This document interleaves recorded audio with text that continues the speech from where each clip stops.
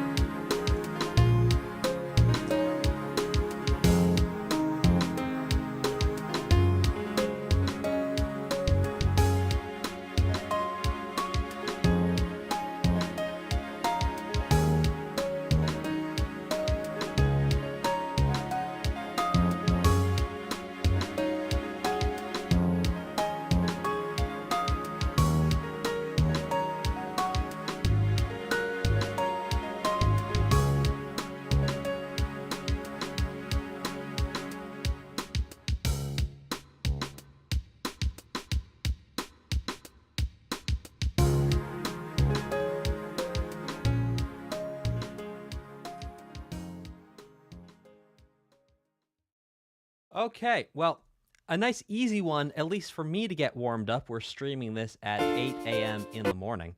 So, hush now. What we have is we're in the key of D flat, and the chord progression is going 1, 6, 3, 4 for the first part, and then it repeats. And in the second part, it goes to 4, 3, and the 3 might actually be a 1 in first inversion, but that's another story. Point is, if you have a 3 or a 1, it's still the tonic area fundamentally. Then we go to 2, and then 1, and the second time it goes 4, 3, 2, and then it goes to 5 sus4, then to 1 sus4, which is pretty cool. Now, you might be saying, well, okay, what does this mean? Well, what this means is we have a very chill, relaxing sounding piece of music because there's, number one, it's the speed that makes it relaxing. But number two, it's also the choice of chords. So, for example, if this piece went...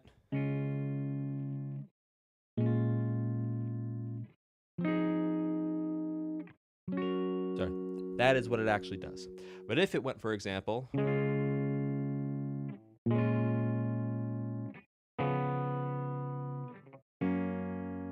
Still relaxing, not quite as relaxing. And it was the change was in that third sound there, that third chord. Not quite as relaxing. So the fact that we only have 1s, 2s, 3s, and 4s, and that the 2s and 3s are minor and the 1 and 4 are major, that creates a feeling of back to that sort of lullaby idea. Because whenever we start on a 1 and a 1 is major, and then 2 and 3 are minor and 4 is also major, that means all the notes and all those chords are agreeing with each other in the sense that they come from the same scale. And the same scale, that's kind of like a sound font, but for music theory, right? So you can plug that scale in, and if you just use notes from that scale, the music's going to have an element of coherence to it that is very easy to achieve. Just like if you use a sound font, it's going to like, oh, okay, all these sounds kind of work well together to give you a sort of mixed video game music metaphor. All right, let's keep this going with Skyarrow Bridge.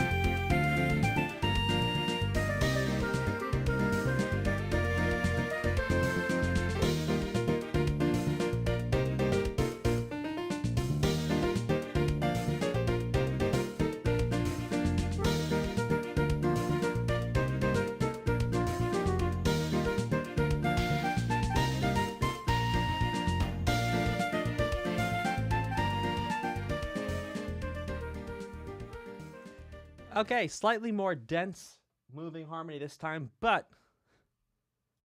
we're going to grab it real quick here.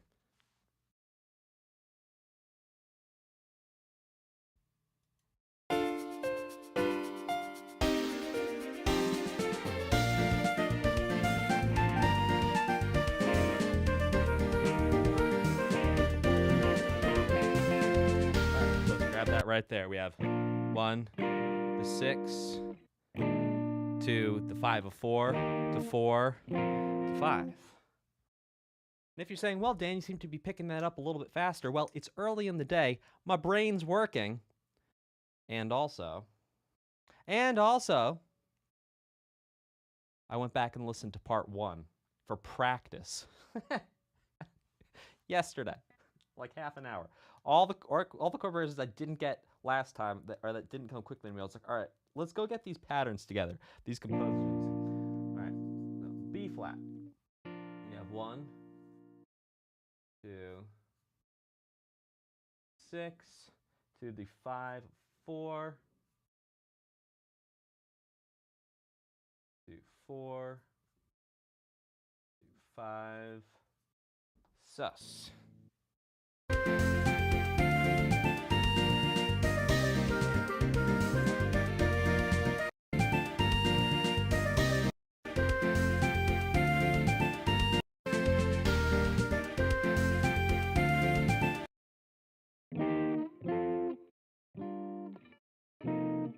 Oopsie doozy. And that's when he lost the pick. And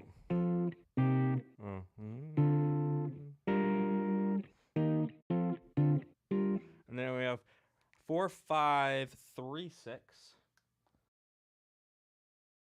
4, 5, 3. That's a 3 to a 6. Dibba digga go. Going to the subdominant or dominant. And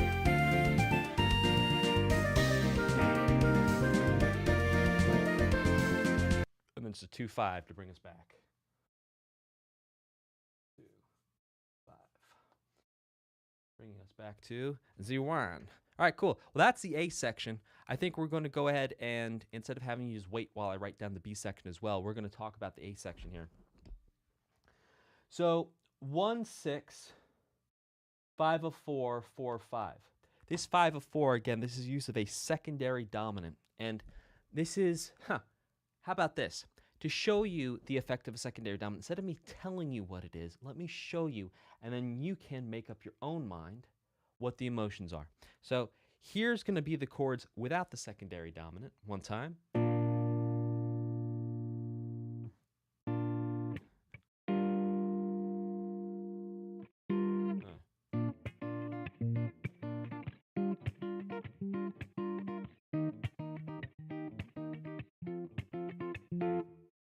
Put the emotion that you would associate with that sound in the chat. If you're watching on demand, put it in the comments. What's the emotion that you would associate with that? I'll play it for you one more time.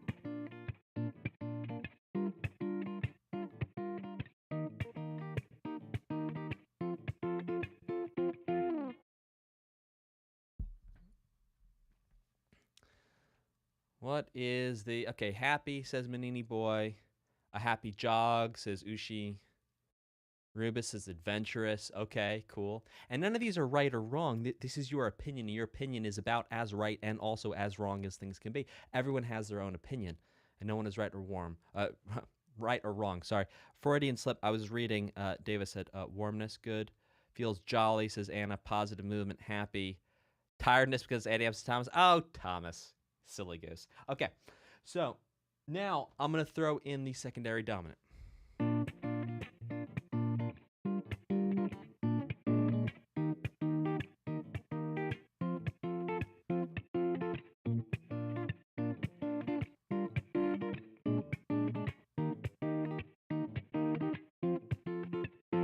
Okay, what would you call that in terms of emotion? I'd love to know if that changed anything for you.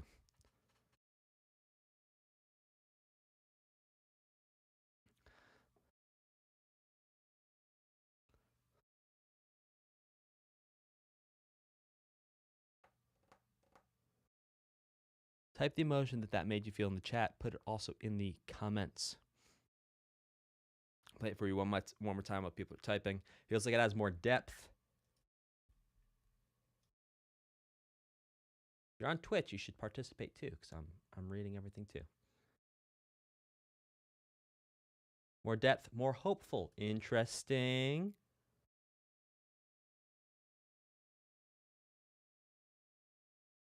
Sounds happy still, more hopeful. Okay, but do we agree that it changes a little bit of the vibe?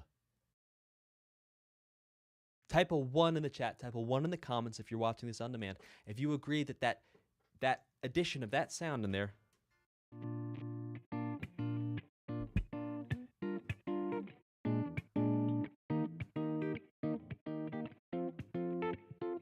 if it changed the emotion. Okay, so even though it's a nuanced change, that's where the spice of life lies. If we think about emotions, the spice of life is in the nuance of it, right? So it's like, are you happy? Are you contented? Are you joyful? Are you exhilarated? It's like all those are different things, and all those feel differently. And so even small changes like throwing in a secondary dominant there can really change the emotional context and the emotional feeling of what you feel and also what's going on in the music. All right, let's keep this going with Castelia City.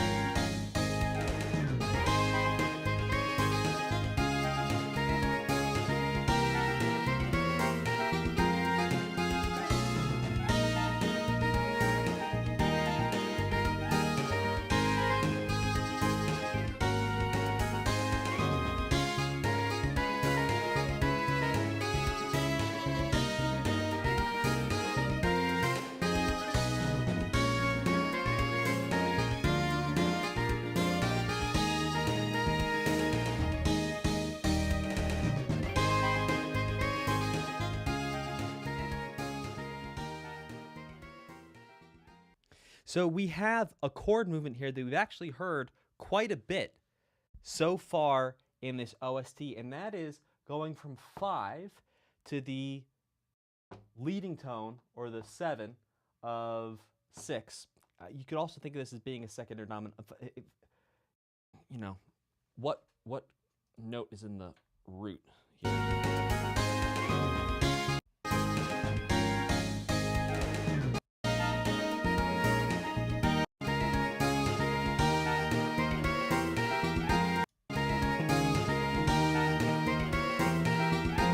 Yeah, well, the bass at least is going.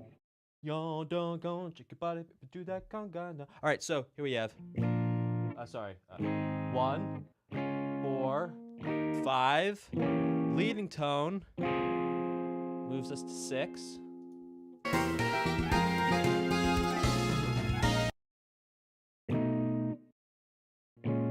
Yeah, and then again a tritone substitution, bringing us to 2.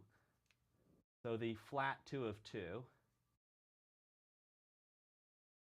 Flat 2 of 2, which brings us to 2. Okay, what is a tritone substitution? I realized that I neglected to explain that in the last stream. Okay, so you know how we talked about there's major chords, there's minor chords, and there's dominant chords. And these dominant chords, well, they sound a little bit cooler. Why? Because they have the flat 7 in them. They just sound cool. And again, that's my opinion, and that's a word that I'm using, but, you know, by and large, we're going to go ahead and paint in broad strokes. So when we have a 7th chord, we're going to ignore one of the notes, and we're just going to talk about 3 of them. So we're going to talk about the root, the 3rd, and the 7th. So, for example, let's take a C7. Let's take a G7. Okay, so we take a G7 chord. So the notes in a G7 chord are G, B, D, and F. And if you recall your basic musical alphabet from last stream, it goes A, B, C, D, E, F, G, A, B, C, D, F, G. And so basically what you can see is we're skipping one letter each time. So G, skip A, B, skip C, D, skip E, F. We're going every other one. Okay, and here we have 1, 3, 5, and then flat 7. And so what we're going to do is we're going to take just the 3 and the 5, so just the B and the F, and we're going to say, okay, we have B and F, B is 3, F is flat 7. What note would be the root if F was 3 and B was flat 7? Ooh, interesting stuff. Okay, so for F to be 3 and B to be flat 7, we'd need a D flat. We had D flat, F, and then B, really we're going to think of B as being a C flat here to be enharmonic and correct in our enharmonic. So B equals C flat. And if you're saying, well, Dan, this is still going over my head, yeah, I understand because I don't have time to teach you absolutely everything about music theory. But if you know a little bit about music theory, this will get you there. So B to C flat.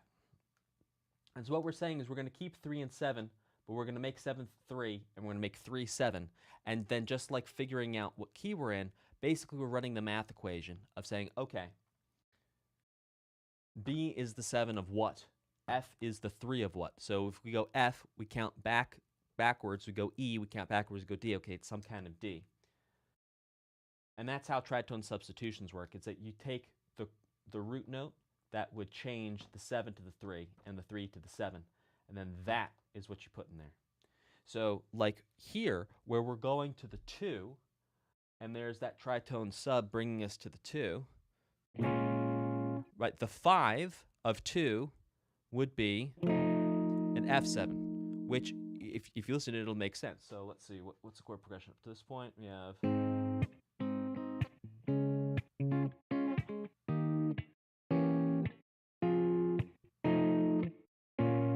That makes sense. Now, what we're going to do here, and you can actually see my hand's not going to move too much on the guitar. I'm going to... These 2 notes stay the same, and I'm going to change the lowest note. That's it. So basically what happens is you change one note and keep the other 2 the same, and because you have 2/3 overlap between the chords, so let's think about it this way. We have a little Venn diagram, okay? And the overlap is 2 notes. And there's only 1 note different on either side because these chords have 2 notes in common. They're actually related and they work to stand in for each other.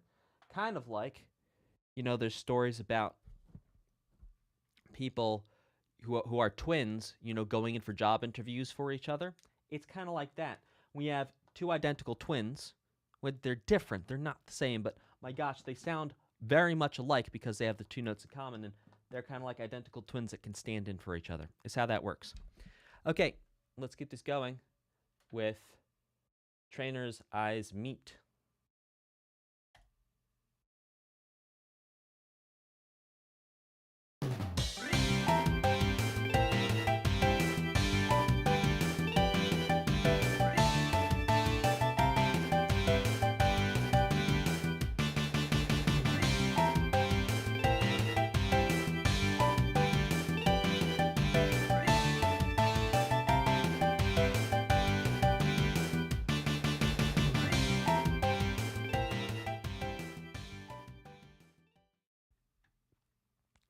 Yeah, close to John would be good. Good ears. It is a blues form, but it's a little different. Oops.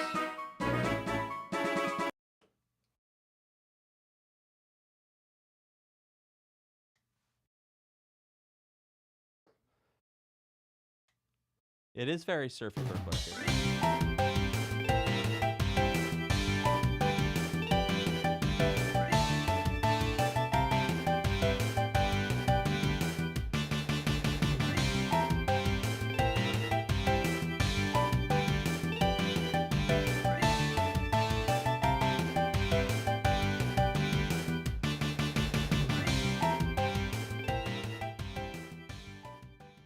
Okay, so what we have here is starts on a 4.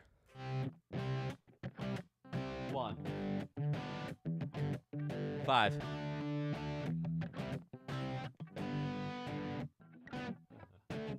Sorry, then back to 5. Right, so what we have here are blues chords in a blues form that is not exactly a blues in terms of the traditional way of thinking about it. I'll come out to you. Here we go.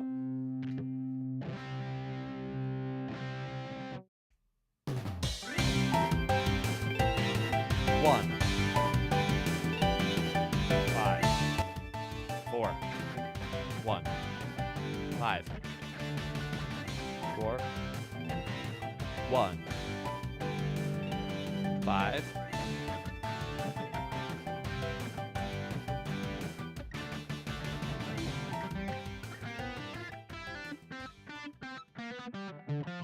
All right, cool.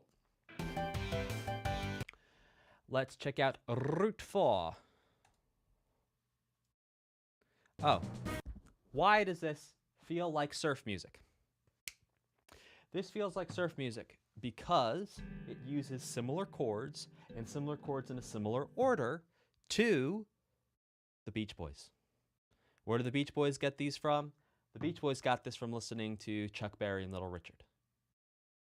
The guys who invented rock and roll.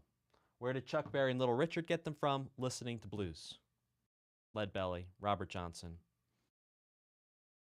So yeah, why does this sound like surf? This sounds like surf because if you think about the family tree of music, surf music, the Beach Boys, comes from rock and roll, which comes from blues. There you go. And please, if you're about to type, but Buddy Holly invented rock and roll, please go do some research. That's not accurate. Not even close. It's no. You can look at literally the dates that songs were released on records. Buddy Holly's I forget what it was, but I looked it up a couple years ago. It's something, it's more than a year behind Little Richard. And Chuck Berry. All right, let's check out Route 4.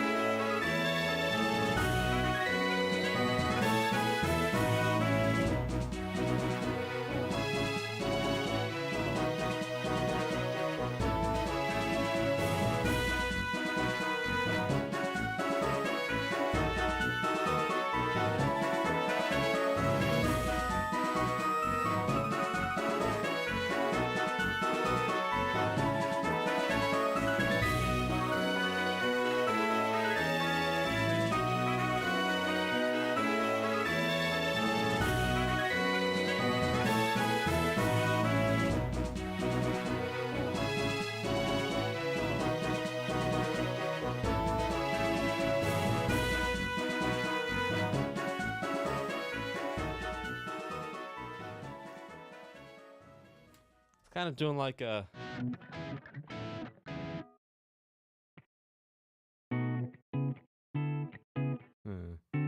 no.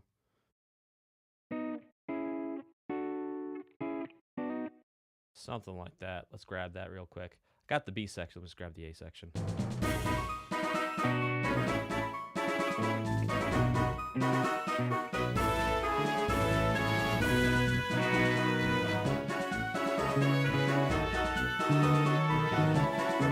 Oh.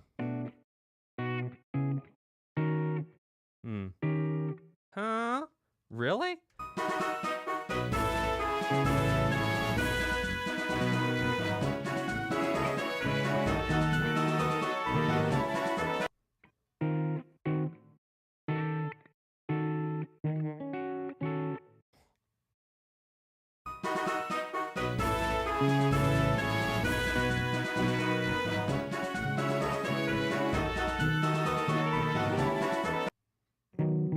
Oh.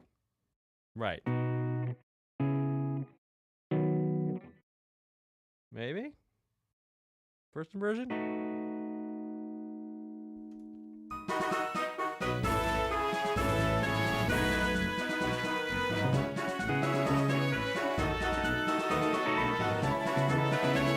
Yeah, it's like 1 and 2. 1 to 2 to 1 over 3. Now, what does it mean when I put a 1 over a 3? Let's talk about that. Oh, and then the B section is 1 to flat 7, like we've heard in a lot of the other previous routes. And it's also cool to hear the melody get developed with the root, which we've been talking about chords, so we're going to keep talking about chords. Okay. We've talked about melody in other streams. You can go check those out. So, something interesting here to talk about is when I put something with a slash and then an actual number. So, let's take this G7 chord here, for example. So we have a G, a B, a D, and an F. G, B, D, F. Now, what happens is, let's take this G and make the G the highest note. So now we have B, D, F, G. So we have B, D, F, G. B, D. We have B, D, F, G. Now let's make the B the D the lowest note. B is going to be the highest note. So we have D, F, G, B. You can hear that there's a similar sound. So here's what the B is the lowest note. The essence, the emotional essence, there's a core of emotion that stays the same, but the nuance changes. So here's what the B is the lowest note. Here's what the D is the lowest note.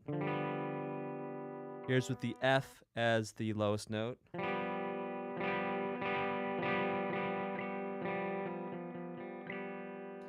And so you can hear that it all sounds very similar, much like different members of a family or even the different sides of a person. Like, some days someone's happy, the next day they're down. They're still them, but it's a different side and a different color of them.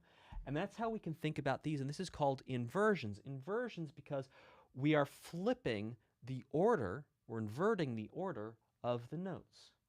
So if I put 3 down at the bottom, what that means is we're going to look here at this letter for the key, and this letter is B. So if B is 1, what is 3? That's going to be D. In this case, D sharp. So we have B, C, D. That's going to be 3. So whenever I put a slash in a number, that's showing in relation to what key we're in, what note is the lowest note in the chord. Very cool stuff. All right, let's keep this rocking and rolling. Type a 3 in the chat if you are having fun.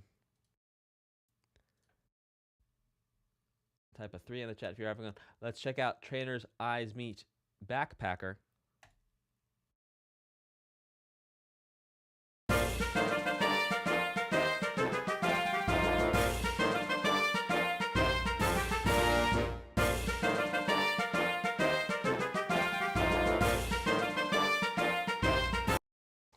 Okay.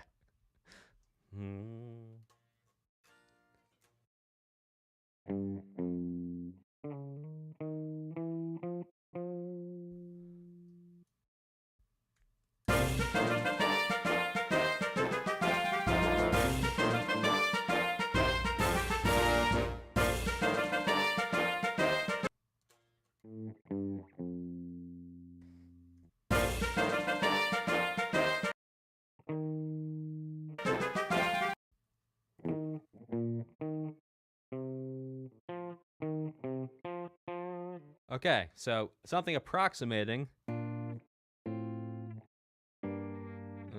Well, maybe not.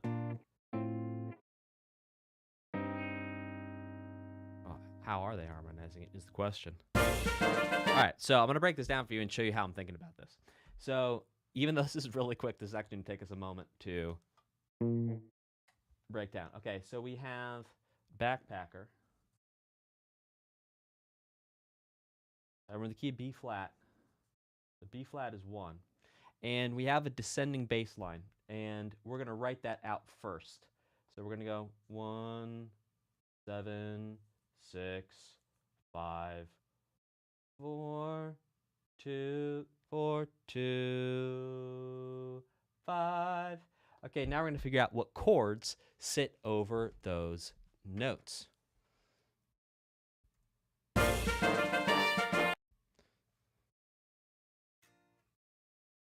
Yeah, so we have a 1 and then a 5. So 1 and then 5 over 7. Right, so the chord is the 5 chord, which is F, but the lowest note is going to be 7 to B flat, which is A, which puts that 5 in what we would call first inversion.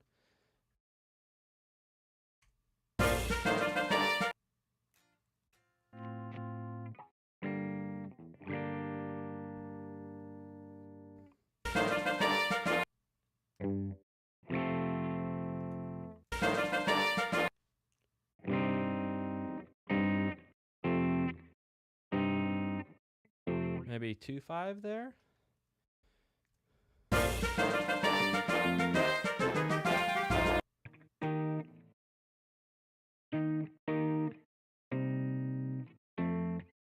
then we have definitely 4, 2, 5 there. Okay, so the Roman numerals are going to be 4, 2, 5. 1, 7, 6, 5. The question is 5 a 1 chord above it or a 5 chord above it?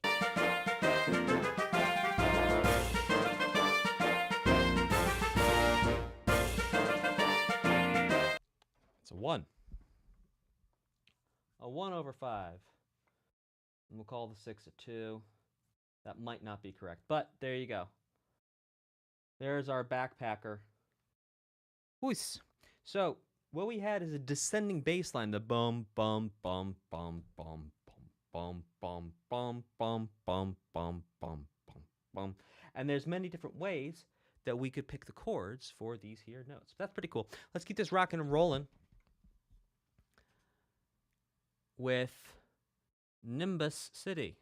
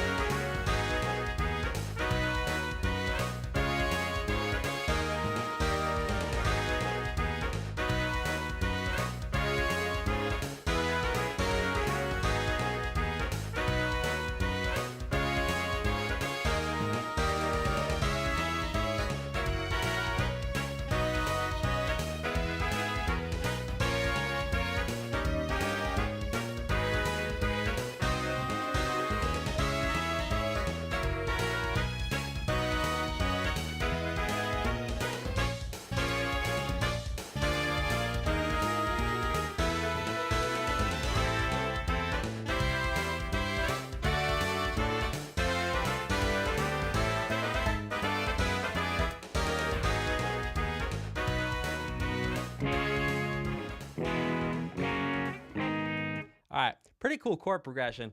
A section is basically a 1, flat 3, 4, flat 6, flat 7. Now that flat 6, flat 7, that's a very common chord progression. They're bringing us back to 1. But having the flat 3 and 4 in there, if this feels like a little rock, not rock and roll, but rock to you, like thinking, oh, it's more like 80s, 90s type stuff, you'd be right, because these chords and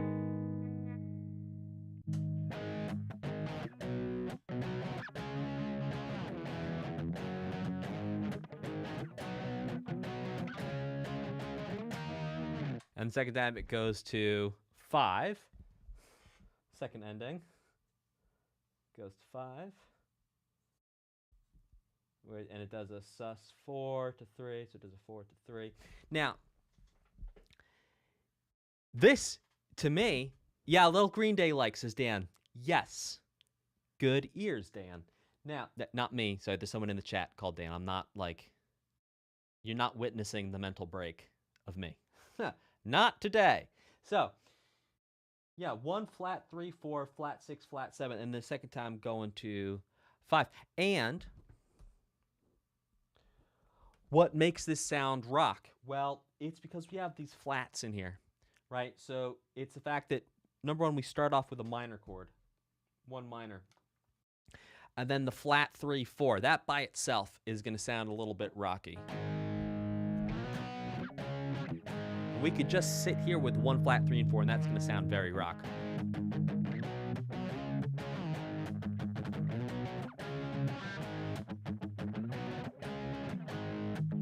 But then adding in the flat 6, flat 7, then back to 1 brings it even more rock. So you can see how this chord progression has, it's all rock. It's all rock, because even if we just take the first 3 chords and I play them over and over again, it sounds like rock. And if I play the last 3 chords, well, the last 2 chords bring us back around.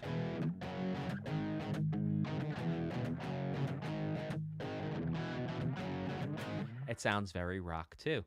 So there you go.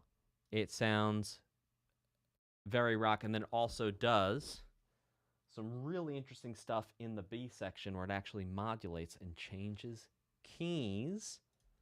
See if we can go grab that real quick. Okay, so let me go to 4. But 4 is secretly a 2. So we're actually going to, we're doing a 2, 5, 1 to flat 3. Okay, so we have a 2 of flat 3, 5 of flat 3, 2 flat 3 itself, which is the relative major. Dun, dun, dun.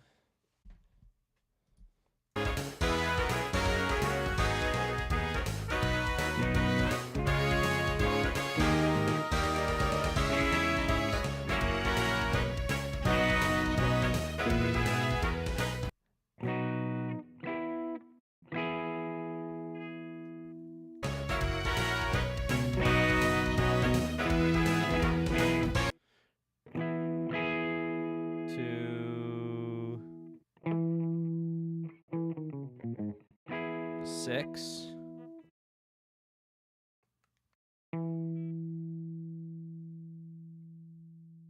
Flat 6.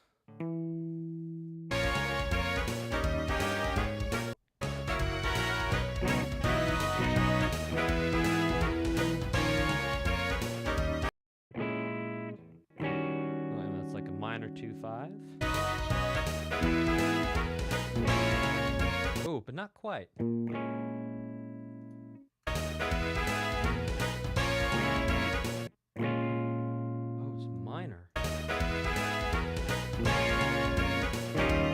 Oh, that's interesting.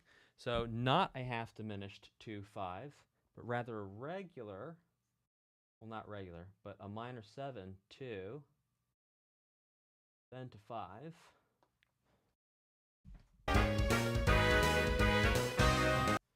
To 1, and then we go to the 5 of 4, 4, 2, 5, 1, flat 3, flat 6. Now let's grab this, what happens here.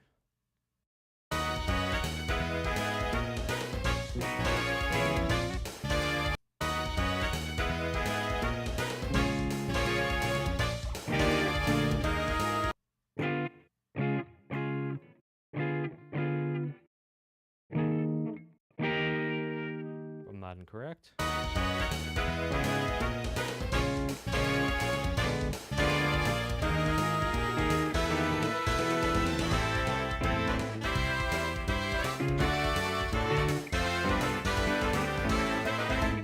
Yeah, and then it modulates up a half step.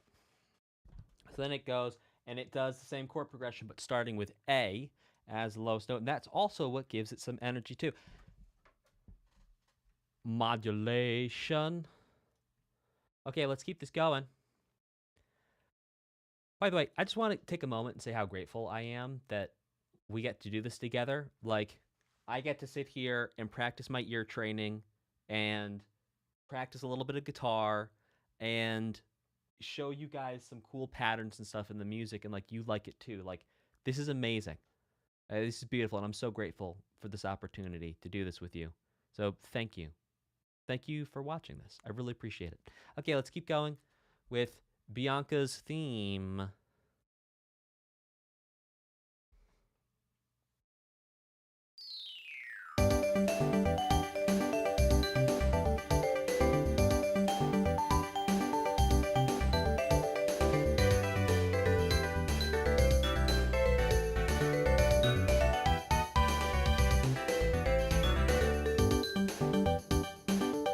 Oh, this is literally Baby I Want You Back, Jackson 5.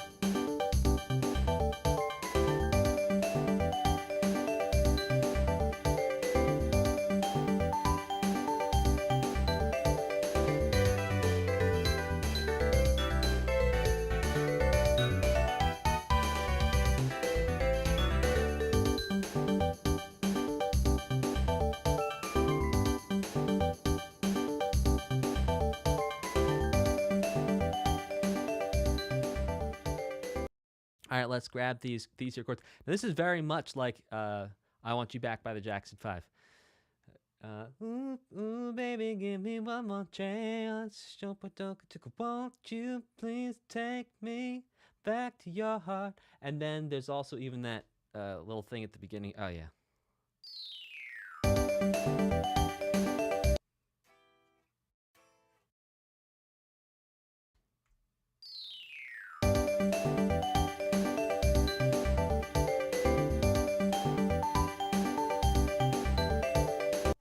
Okay, so in the beginning here, we have a 1, 6, 4, 5.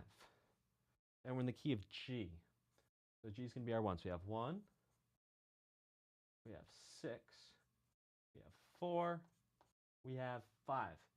Now, this is a common chord progression. Not common as in bad, but common as in, like, you can hear this in quite a few songs. Okay, 1, 6, 4, 5. Oftentimes you hear 1, 6, 2, 5.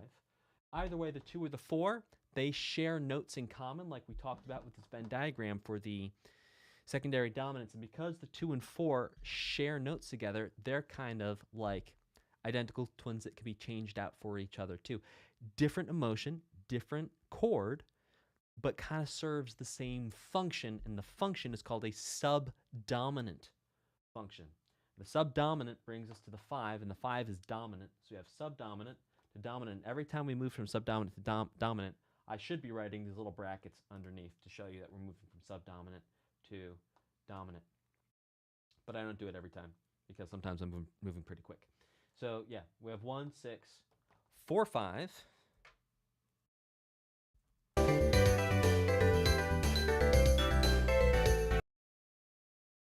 And then again, we have a descending bass line, much like we had for the Backpacker, but this doesn't sound quite as military. This sounds more pop. If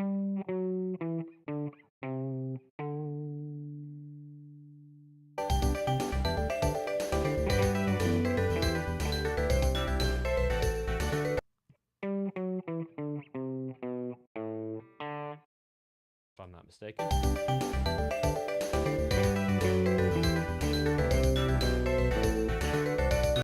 Oh, and then to 3. So let's grab the chords that are happening. Okay, this one's quite nostalgic, says Nitro One. I put to you, ladies and gentlemen of the jury, that the reason why this sounds nostalgic is because it feels like Baby I Want You Back by the Jackson 5. Okay, so then we have this descending bass line that goes 1, 7, 6, 5, 4, 3, 2, 5. And if you notice, this also went 5, 4, 2, 5. This one goes to 3. But either way, we're getting the 2, 5 in the notes. We're getting a subdominant to dominant in terms of what's going to be turning us back around to the 1. And this pattern of subdominant to dominant leading us back to the 1 is the tonic. Subdominant is 4 or 2. Dominant is 5. It can also be 7 diminished. And then 1 is tonic. 3 minor can also be tonic if we're thinking in terms of major keys. Because 3, again, Venn diagram with 1, shares those notes. So interchangeable for a similar effect, but different emotional nuance.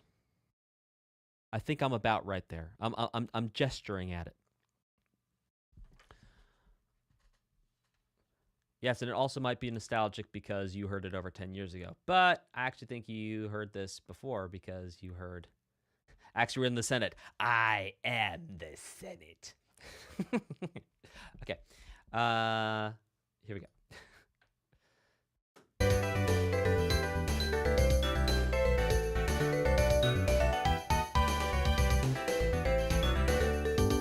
Oy. All right. It's a little dense. It'll take me a second. We'll get it. What key are we in? Right.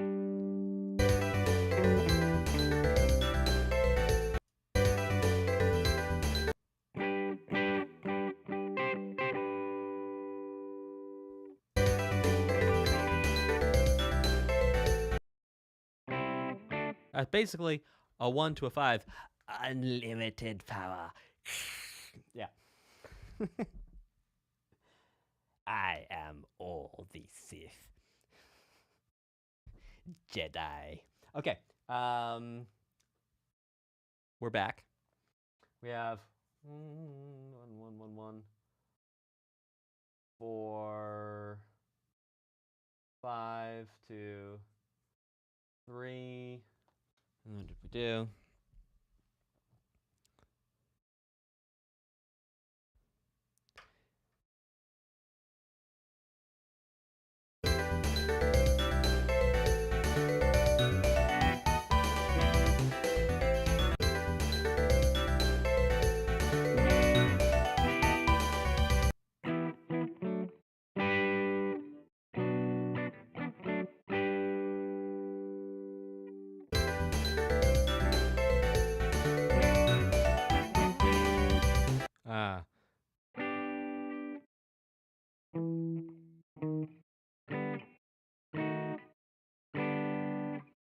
Maybe.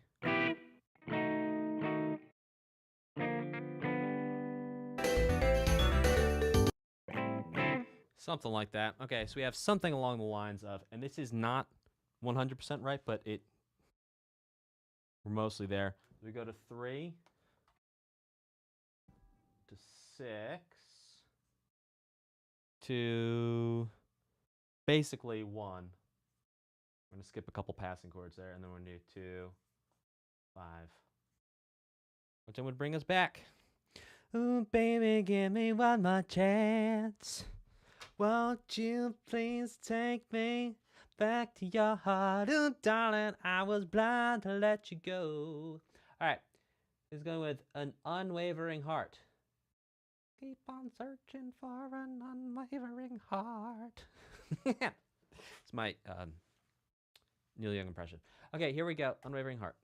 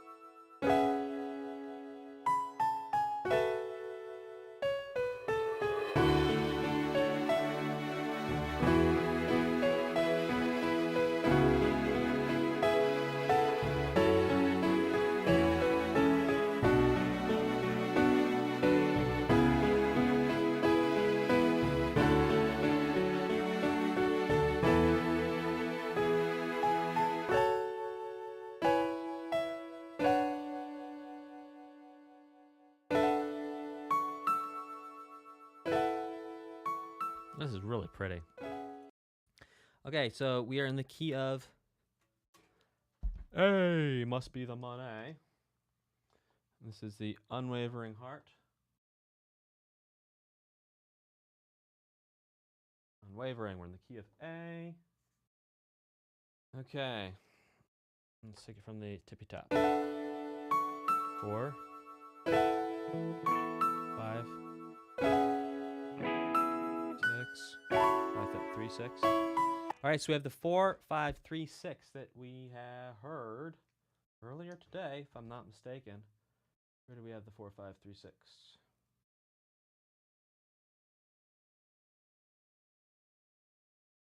No idea. It was somewhere. Okay, so we have 4, 4 kind of like major 7, 5 sus 4, then we go to 3, and then we go to 6. And notice we don't start on 1, and 1 isn't present here in this chord progression. Because 1 isn't present here, it feels like it doesn't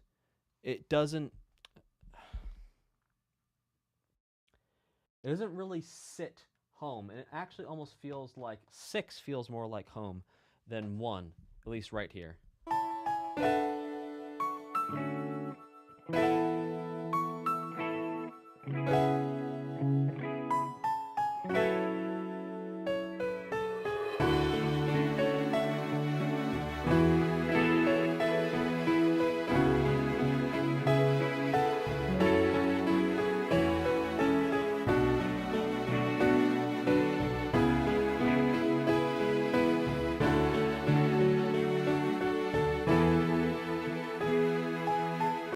Yeah, and then it's like 2, 3, 4, 5. It goes 2, 3, 4, 5. Oh, and you know what's really beautiful about this? It's a little ambiguous as to what the 1 is.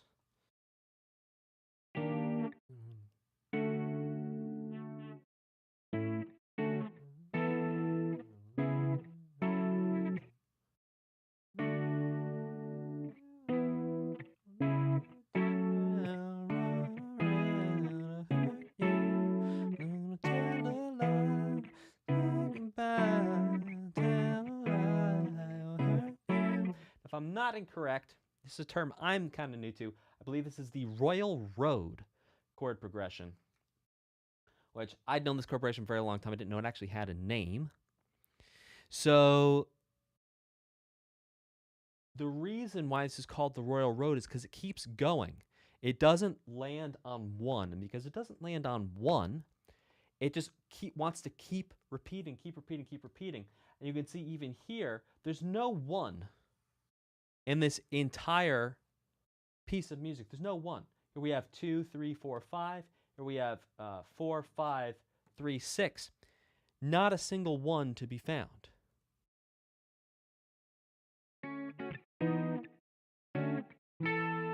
But these are very pretty chords. Never gonna let you down, run around to hurt you. Never gonna tell a lie, say goodbye, tell a lie, hurt you, yeah. Cool.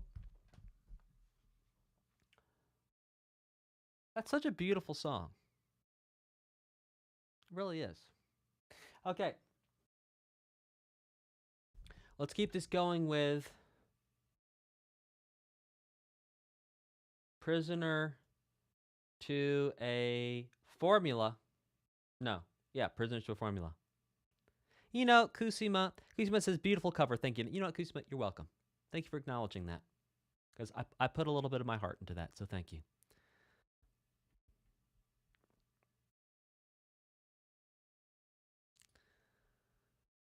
Okay, prisoner to a formula.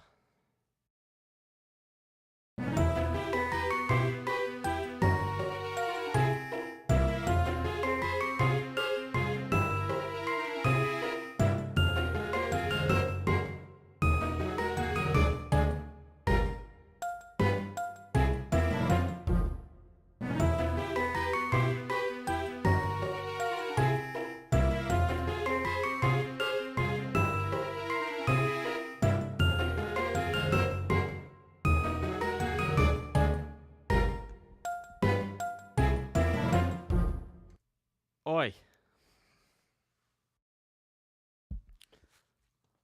Now, buckle up, buckos.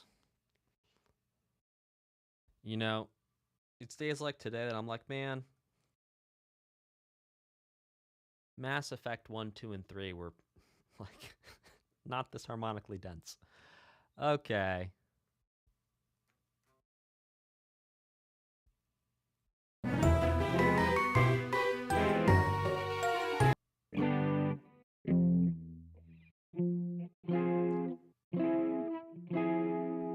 Oy vey, as my grandfather used to say.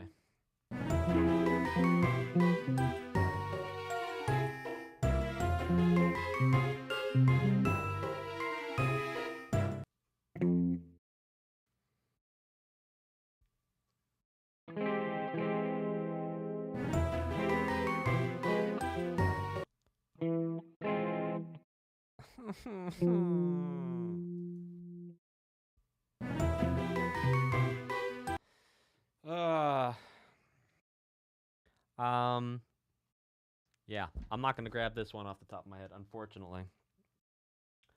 But sure sounds creepy, don't it? Type a 2 in the chat if you feel like that sounds creepy. We're going to keep this going with battle. And also just a heads up, as we are doing some longer streams today, I am going to be eating and drinking as I have done on longer streams before. If that grosses you out, sorry. Some people are like, I never eat or drink on streams. I'm like, I want to stream for a long time. I don't know what to tell you. So, also as my grandfather used to say, l'chaim, we're going to do the whole morning routine. And we're going to rock this roll.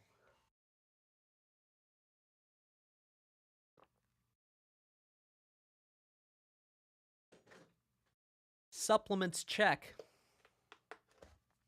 Breakfast, check. And we're going to rock this roll. And feel that beat, and we can ride the boogie as we share the beat of love. Shmuel says, listen for N harmonics, please.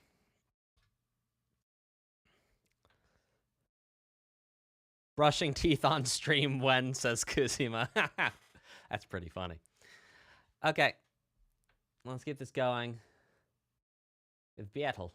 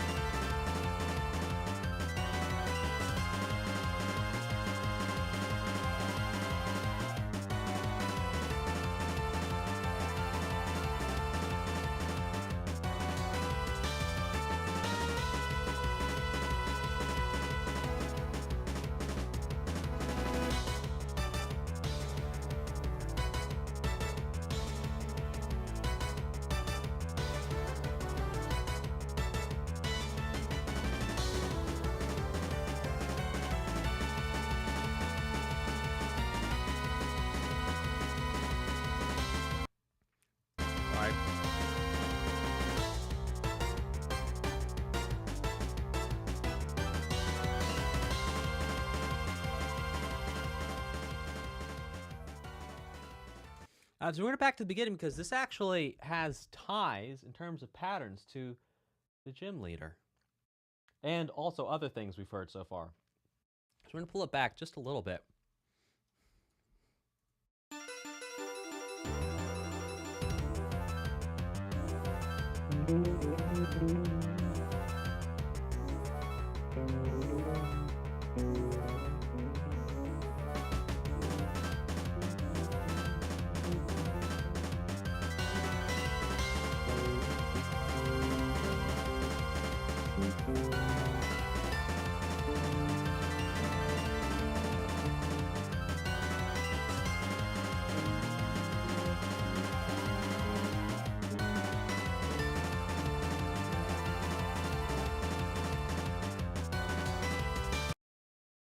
Wow.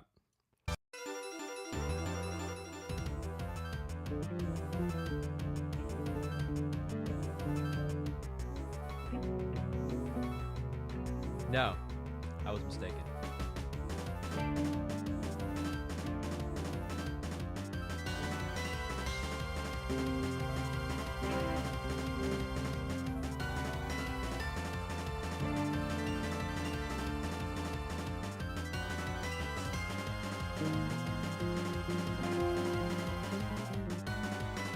Okay, so we have some rock in here, which is pretty cool. Okay, so battle. We have one. We're going to think of these as power chords again, just like we did for Gym Leader. We're going to go 1, 2, 6 to 1, flat 7. Remember, flat 7 sounds. Put it in the chat. Flat 7 sounds what? Cool. To flat 3. And so, and then we went back to 1. So in the same way that in Nimbasa City, the rock feeling was there was flat 3s and flat 7s. You can see because there's flat 3s and flat 7s here. This also has that darker feeling to it, but it has something else to it. There's an emotion. There's an emotion and a feeling to this that it's outside of rock. It's Pokemon. I don't know what to tell you. There's something about having the 6 in there, going 1 to 6, that is just really delightful. Really, really delightful. Okay, this particular piece was composed by Goichi Nose. It's cool. This is really cool. And then there's this motif that repeats over the whole thing, like.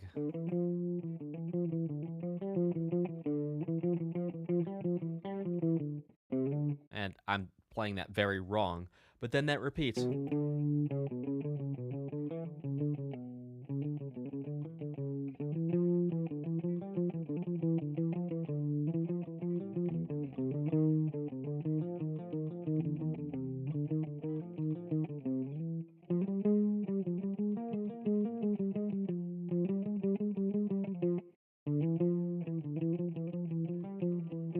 Composed by Masuda, arranged by Ichinose. Han says, remember these motifs. Well, if we're going to have to remember these motifs, let me actually get it. Because goodness gracious me.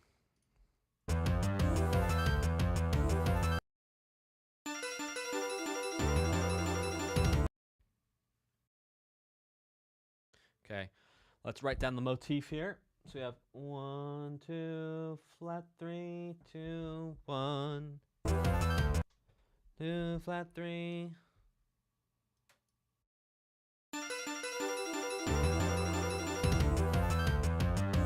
Okay, back up and down again. Do do do do do do do do do do do do do do do do.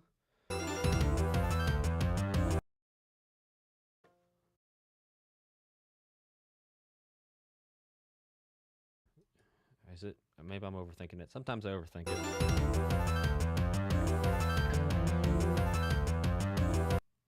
Bro.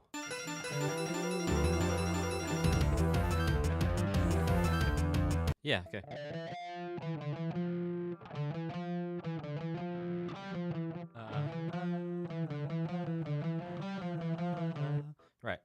So. Do do do do do do do do do do do do. Do do do do do do do do do do do do do do. And they're just back and forth a whole bunch of times. 1, 2, flat. Well, okay. Tell you what, that's gonna be enough for me to remember. It's the do do do do do do do do do do do. It's kind of like Neil Diamond's Sweet Caroline, but not really. Okay, let's get this going with a tight spot during battle.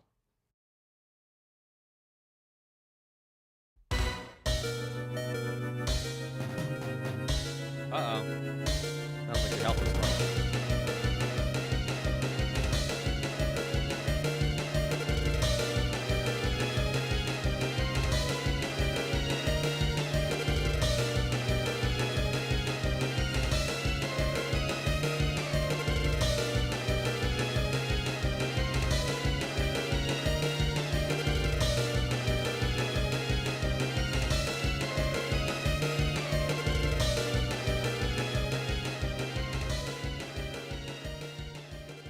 So Onion Moo in the chat says, the bumblebee be flying though. Yeah, we hear these chromaticisms like Flight of the Bumblebee by Nikolai Rimsky-Korsakov.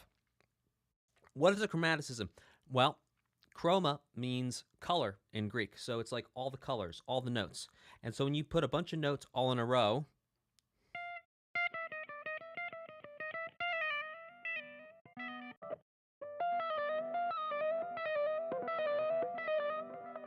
come on now.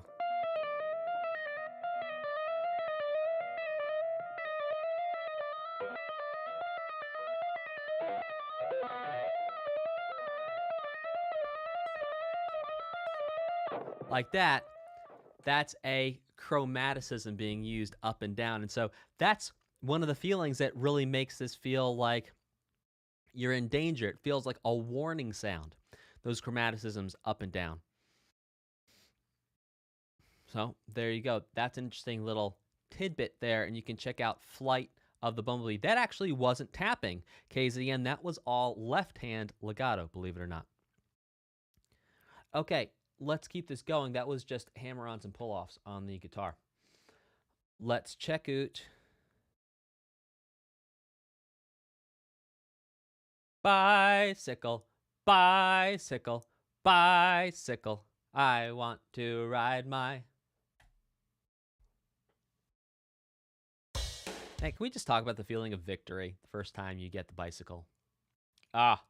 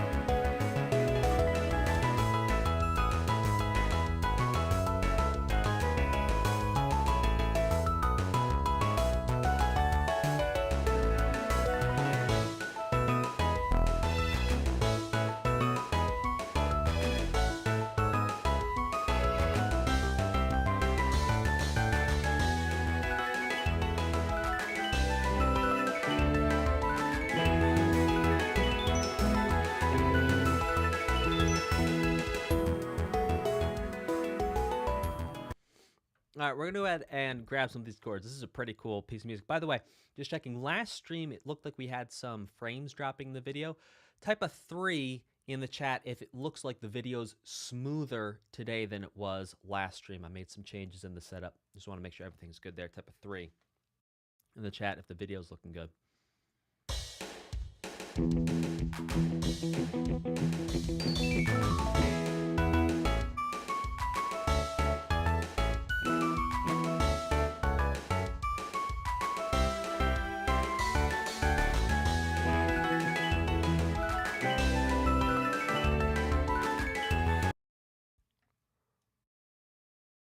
It was starting about 20 minutes ago? Huh. It's odd.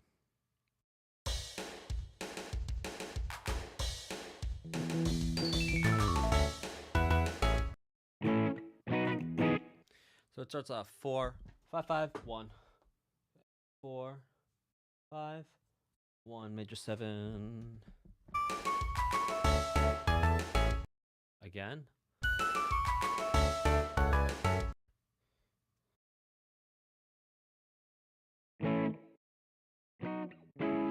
Basically taking us to 6. Again, I'm simplifying a scotch here.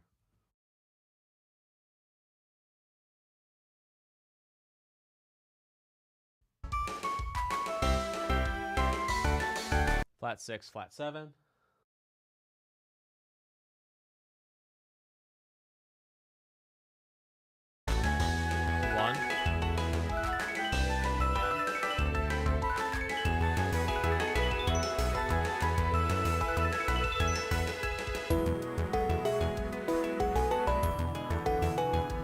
So that's a 1, 2, 1 with a flat 7 chord, but with still. Yeah,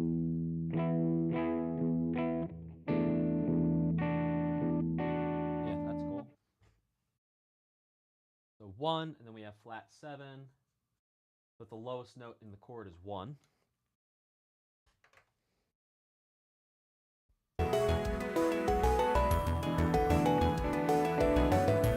Is that just a 1 flat? This is a 1 dominant chord?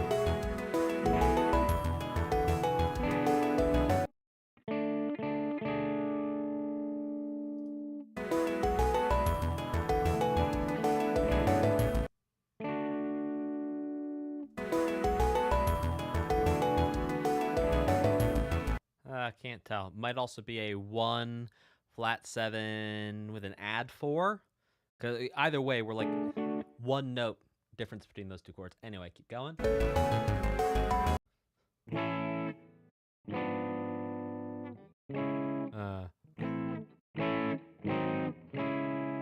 4, 5 of 6 to 6.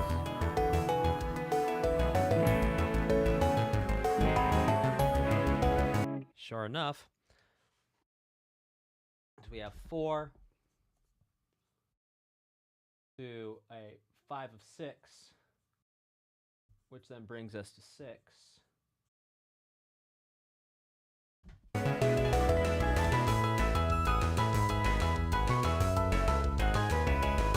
Oh, you don't want to sit here and watch me figure out the rest of this. Look, cool stuff here.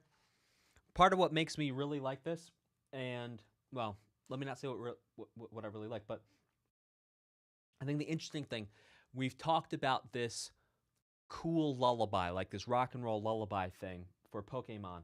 And sure enough, we can see here, we have 4, 5, 1, 4, 5, 6. That is headed into Lullaby Town. But then there's the flat 6, flat 7, 1. Because we have those flats, especially that flat 7, also that flat 6, bringing us back to a major 1, that makes it feel a little bit more cool. Let me show you what I mean. So here's 4, 5, 1. 4, 5, 1. Like, that feels pretty safe. But then here, that's where it gets a little bit rock. And so we have this combination, this juxtaposition between going to anything with a flat. Remember, it's going to sound a little darker especially if we start in major. Anything with a flat 6 down, a little darker, a little bit more cool, a little bit more. I gotta use the word cool. It's very subjective, but to me it sounds cool. But then again, looking at the... All right, and let me show you what I think is cool. So if I was to look at the 2 legendary Pokemons here, where we have the white one that kind of looks like a fox with some sweet hair and a crazy tail, but wings. A wolf. Looks like a wolf with crazy hair and wings and like rings around its neck and rings around its tail. It looks kind of cool. But for me, what looks really cool is this fellow over here on the right with the wings, and he's like black and matte black and shiny black and got the red eyes. For me, that's more cool. So if you want to understand what for me like cool is, yeah, a little bit cooler is this fellow over here with like the claws and like the ziggy zaggy horns and stuff. So yep, for context of like when I say something's cool, I'm talking about Zekrom. Yep, cool. All right, Champion Alder. Eider, Alder.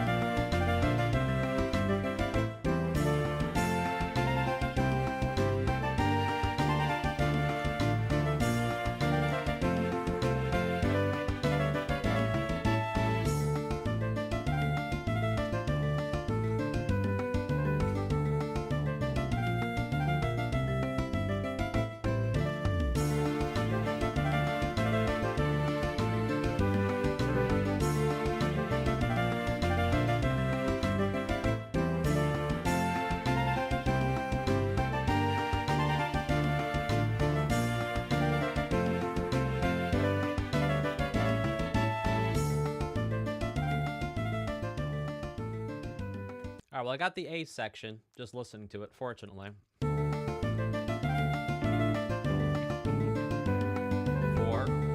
1, flat 6.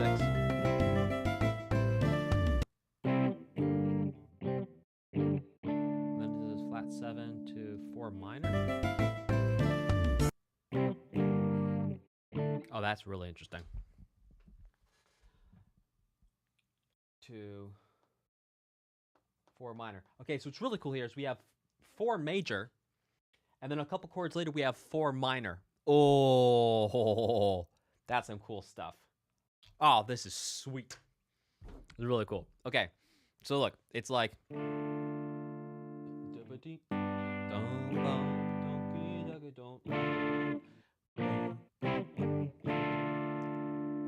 That is so, so cool.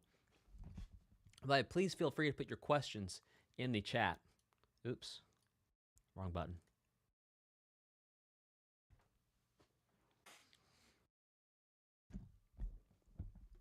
Oh, so cool. So then the difference really here, what we're talking about with the 6 versus the flat 6 is there's 1 note difference. Excuse me, between, I'm sorry, between 4 and 4 minor, there's 1 note difference. And that note is the flat 6, which is why I said flat 6. I was getting ahead of myself. Because the difference between the natural 6 and flat 6 relative to the 1 is in fact the third of the 4. Now, having this 4 major, this feels pretty open. Now, we explored this idea of the different qualities of chords between 1 and 4 back in the Pokemon Mystery Dungeon stream, so I'm not going to go too deep into this here. If you want to check that stream out, I go way into depth of the different relationships and emotional components between 1s and 4s. I recommend you check out, again, that's the Pokemon Mystery Dungeon. Normally I don't say go check out another stream to learn something, but since you clearly like Pokemon because you're here, you might like the Pokemon Mystery Dungeon stream. We talk a lot about different 1s and 4s there. And then to have the 4 minor here at the end too. Really cool stuff.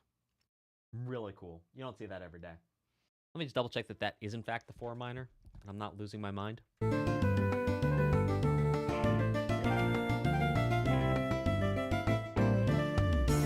That's 5.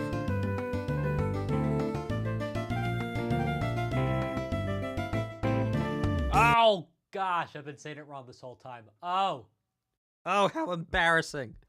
Oh, how embarrassing. I told you I'd make a mistake. Oh, how embarrassing. It's 5 minor. Oh my gosh, I am so sorry. How embarrassing. Oh. I mean, that's what I get for doing this live, right? I could be like everyone else, and I could sit down and I could listen to the OST, and I could take my time and figure it all out, and then make you a nice 12-minute video where I talk very charismatically about the motifs and the developments and the blah, blah, blah, blah. But I was like, I don't want to do it like everyone else. I want to do it live. We'll do it live.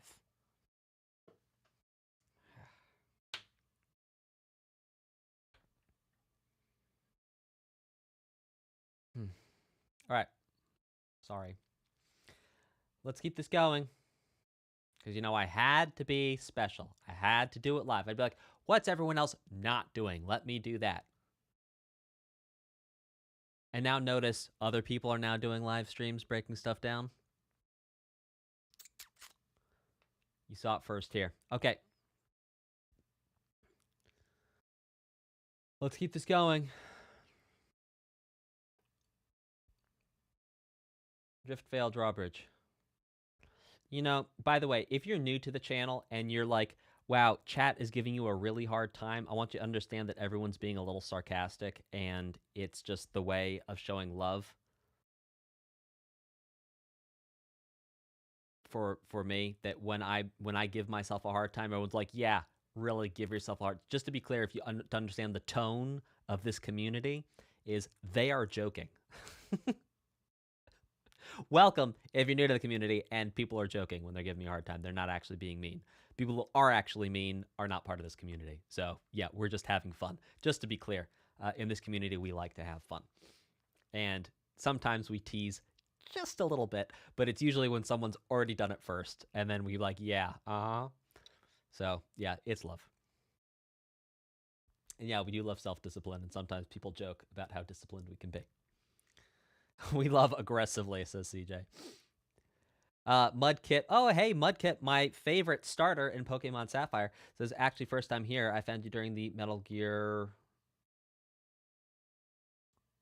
video, and now you're doing my favorite Pokemon game. That's awesome. You're most welcome. Yes, we do love aggressively. Okay. Let's keep this going. Also, 92 miles power says, despite the name, this is the theme of N, a mysterious boy who is revealed to be the king of Team Black. Ooh, spoilers, but that's okay. Exciting. Thank you so much for the context. 92 miles per hour. Not power, per hour. Thank you on Twitch. I heard you like Mudkips. I do like Mudkips. Mudkips. Hashtag Mudkips forever. I don't know how many times I played through and beat Pokemon Sapphire, but it was more than 5 and less than 20. Somewhere in there. Is N the N of 1? Okay. Hashtag Mudkips forever. Hey, Levoceanic says hashtag Mudkips forever. I think we should get shirts made. Okay, let's keep this going. We are Team Mudkip. Where were we? Driftveil.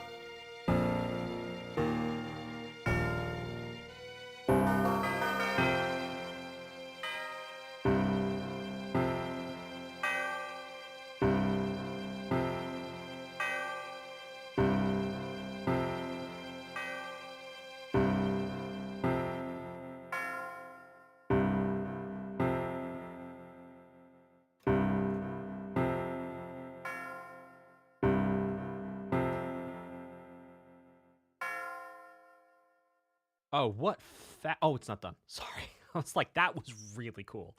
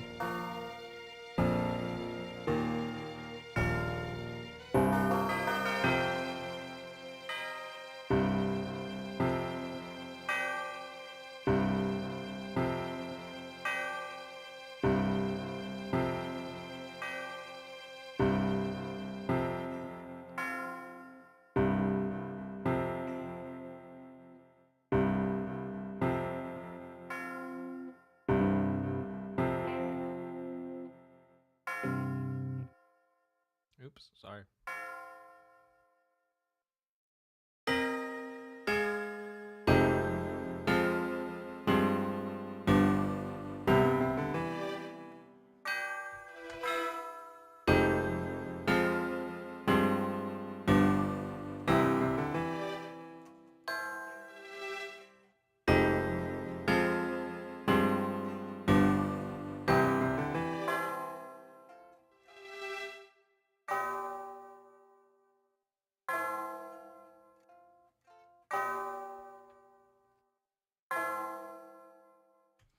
All right, this is a seriously cool piece of music. Okay, I'm going to guess here. It says Driftveil Drawbridge. But I'm going to guess that this is not just a drawbridge over a river. There may be a river, but I'm going to guess that this is a drawbridge over a dizzying height. Let me know if I've got this correct. This is a guess, and I could be wrong, but I feel like this is a bridge that has, it may be a drawbridge, but there's a huge, it's up way up in the air, and there's a drawbridge. Type a 2 in the chat if I'm right.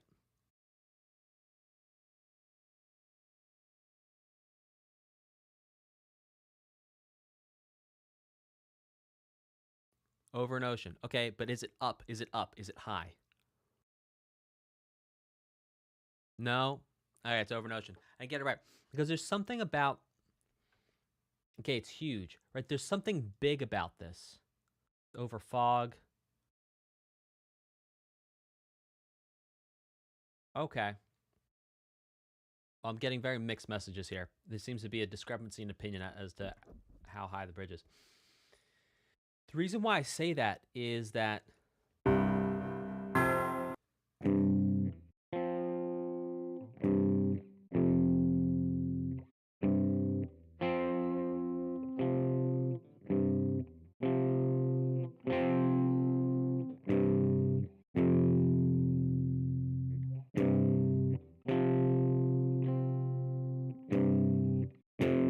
this vibe here.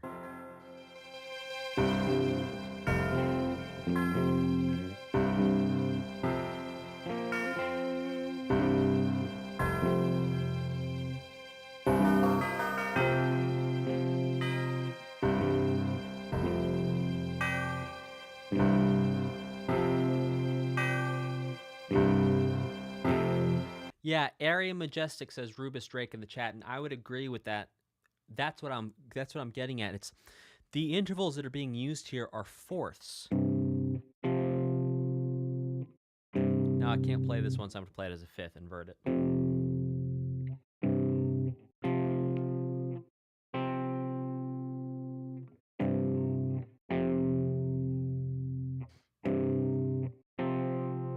one of the characteristics of fourths and fifths, the interval, is that they feel very open. So here's a fifth. Feels very open, as is a fourth. Fourth is a little bit denser than a fifth, by about a whole step, but it carries also different emotional context.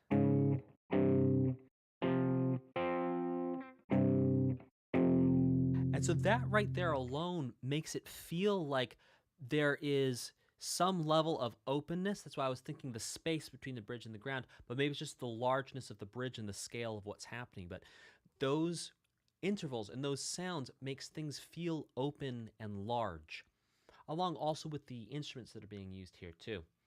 Now we have a question in the chat, which is, can I confirm the time signature? Ooh, interesting.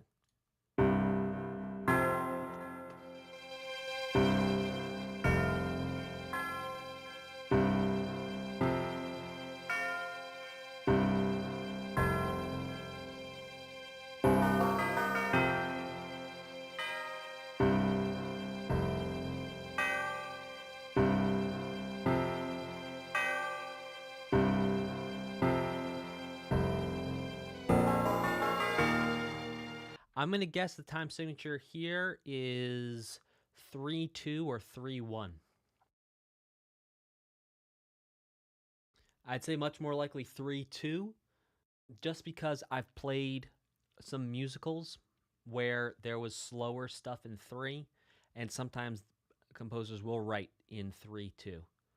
The 3-2 is not a terribly uncommon time signature. I've seen 3-2 plenty of times. So my guess would be 3-2 or 3-1. Bum, bum, bum, bum, bum, bum. And then whether it's 3-2 or whether it's 9-8 or 9-4, that really gets down to the way that the beat is divided here.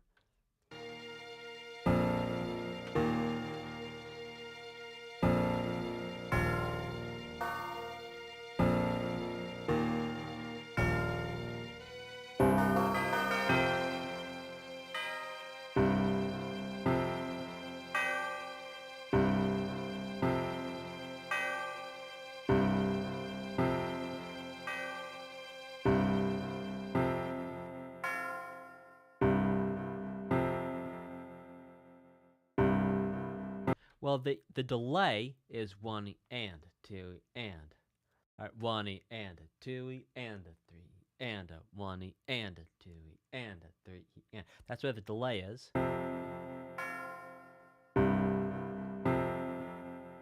And.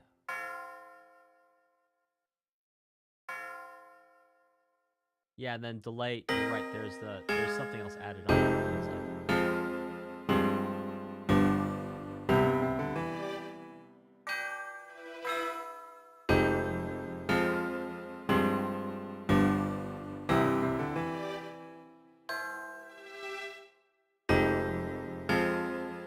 I feel like here's 4-4.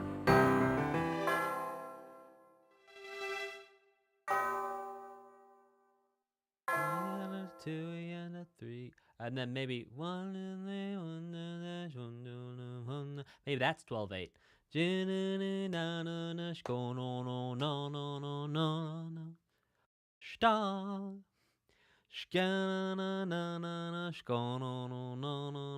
Or swing. Yeah, it's either that or it's 4-4 with a little bit of swing to it. Good ears, Rubus. Excellent ears. Well done. All right, cool stuff. Let's keep this rocking and rolling with Driftveil City, Driftveil City. Itty little Driftveils in a row. See how they fly, like Lucy in the sky. See how they run. I'm crying.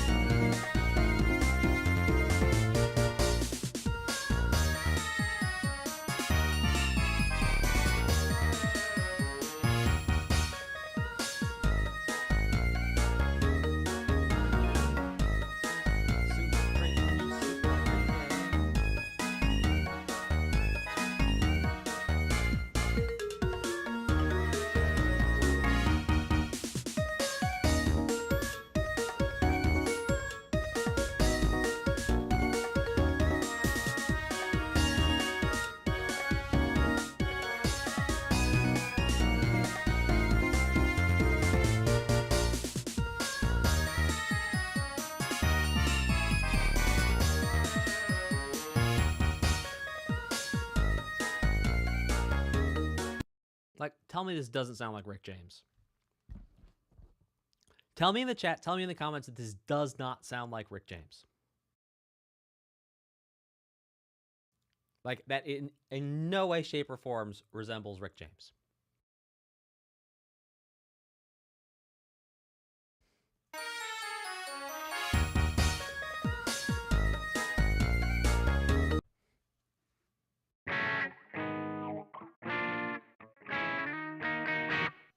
Oopsie-doosey. I think you guys are like, who? Rick James. Y'all are about to get an education after the stream.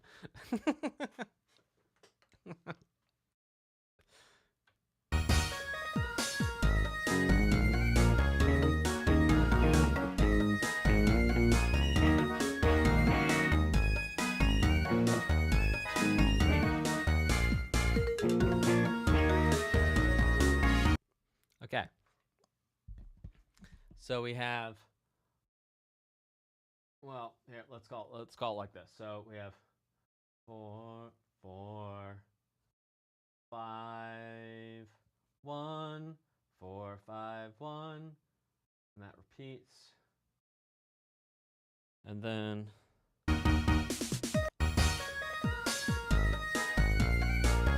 oh, you know what else it sounds like? It's like Outcast too. What Outcast song?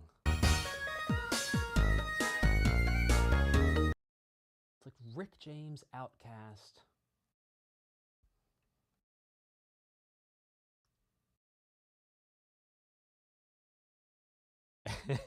The Wizard Ninja says, okay, this song does not sound like Rick James. Don't know why you asked me to lie, though.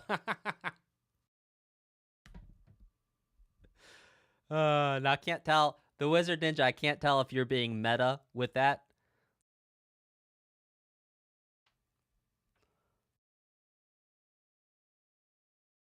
Yeah, but Vietnamese music is inspired by what? Not all of it, but a lot of it. If you go back, 60s, 50s, 60s, 70s, 80s, 90s, 2000s, that's 50 years of basically the world, to a degree, following American music.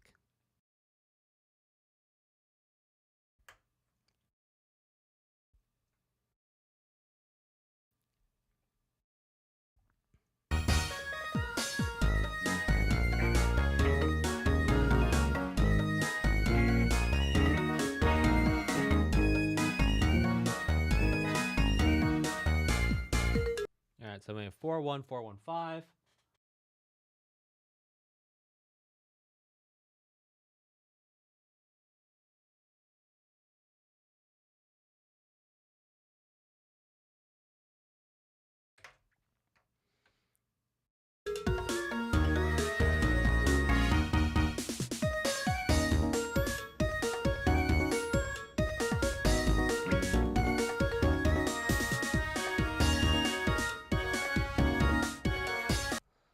Okay. Let's keep this going. Weird. Cold storage. Hoo-hoo. Cold storage. Let me tell you now.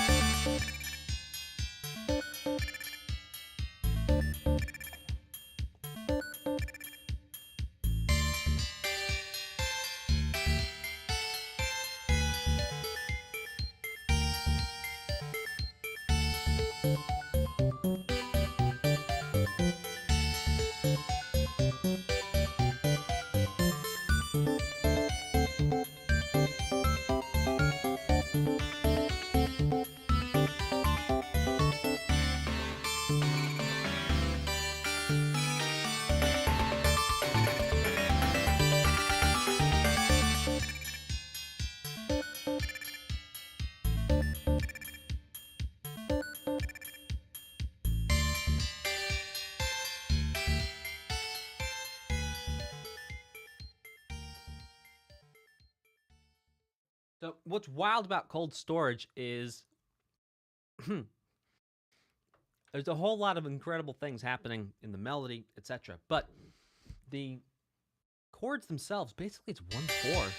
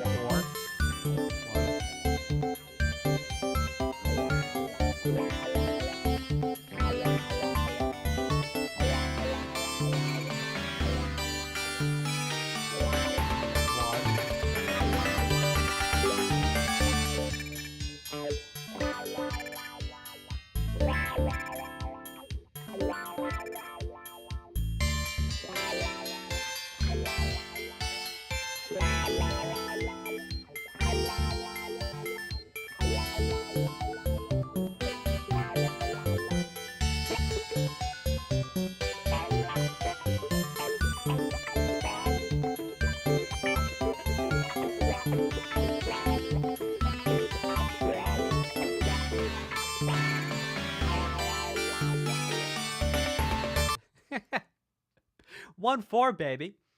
Pretty much the whole way through in terms of the chords. And again, this happens to be a OST that we are walking through, looking at the chords. We have done OSTs in the past where we looked at the melody, and you know, it depends on how things go. We're really talking about the chords today. Oh, 1/4. More specifically, 1/7 to 4/7. And that's because flat sevens are what? Put it in the chat. Put it in the comments. What are flat sevens? Like most of the time. Okay, let's check out Route 6.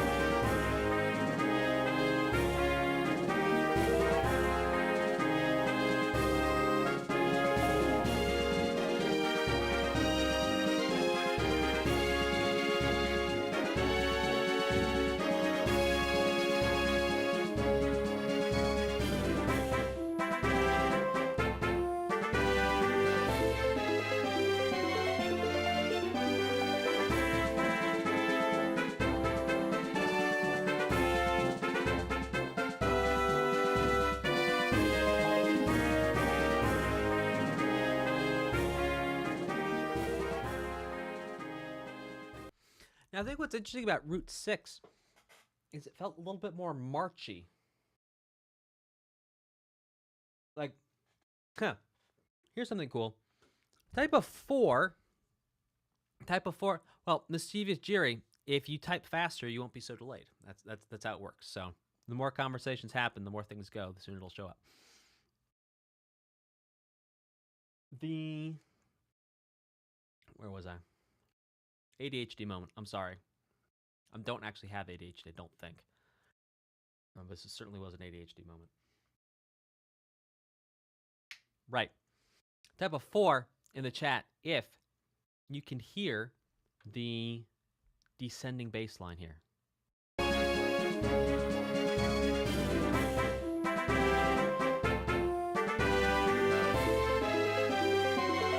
Right there. Be da do dee da.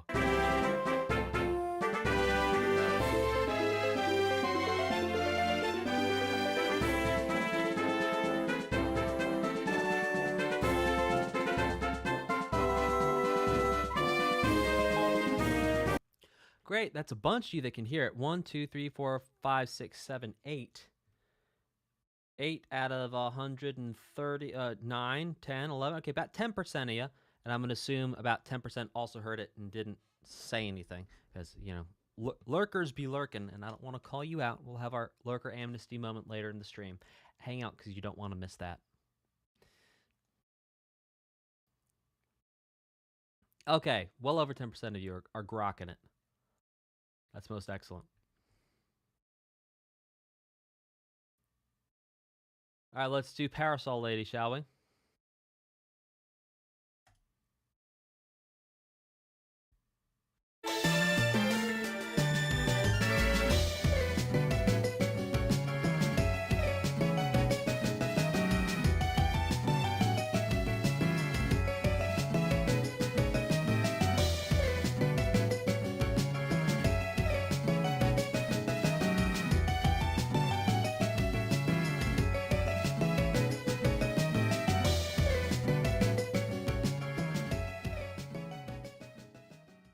You know, I really would love it if in real life, when my eyes met someone else's eyes, like, I don't intentionally go around looking people in the eye.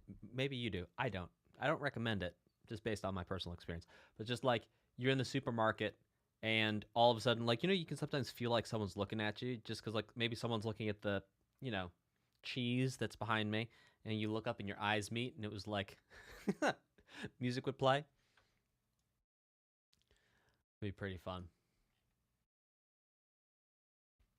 Okay. Right, let's get the music theater here.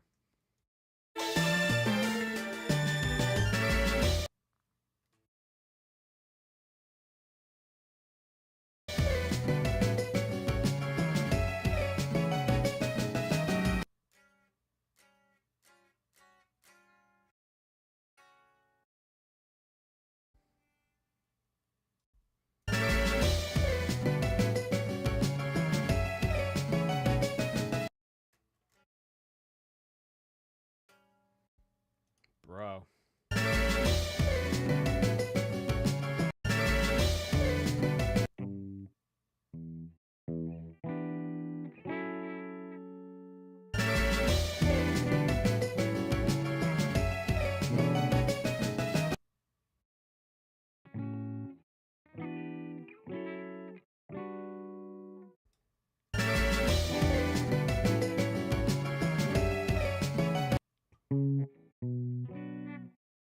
What?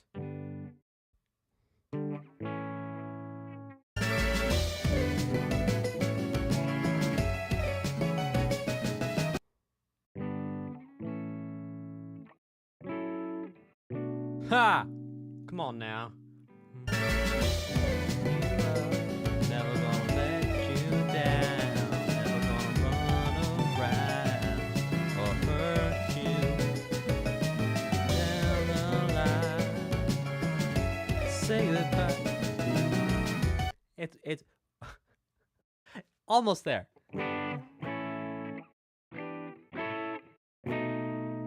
That last chord isn't minor. That last chord is actually 7.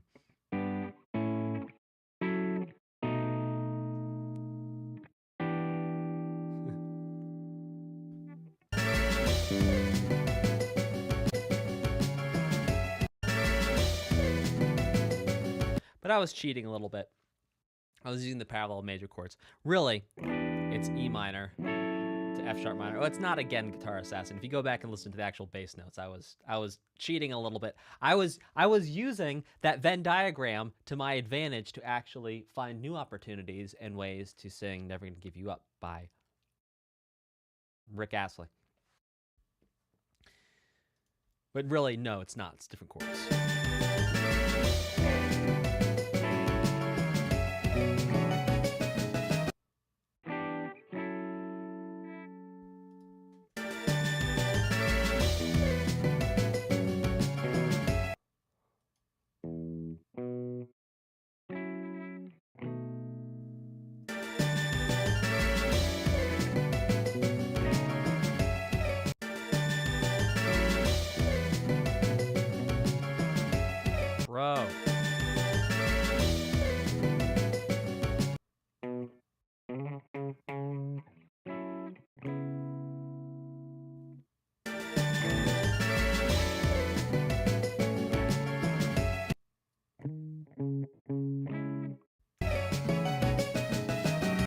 why these chords are throwing me for a loop. Hold on, folks. I'm gonna grab this. It's gonna happen.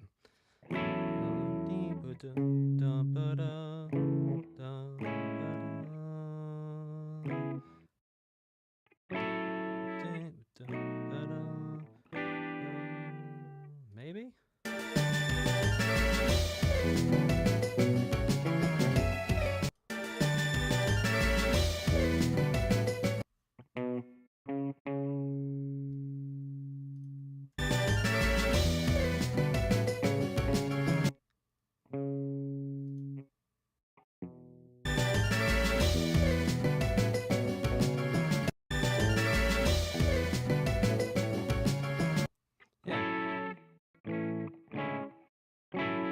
A.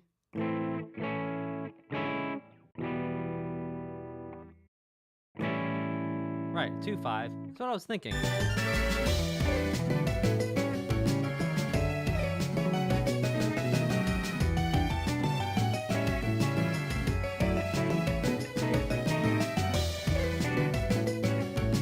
Two 2-5s. I don't know why that was throwing me for a loop.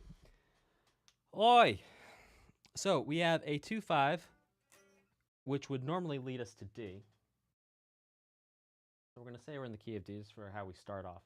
So we have a 2, 5, and then we have a 2, 5 of 2. So the 2 of 2 to the 5 of 2. And that's basically where we're at. And I don't know why I wasn't hearing that. Okay.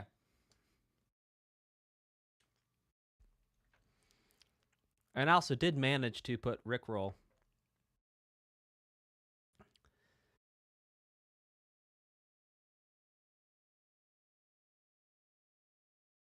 Okay, let's keep this going with Trainer's Eyes meet Scientist.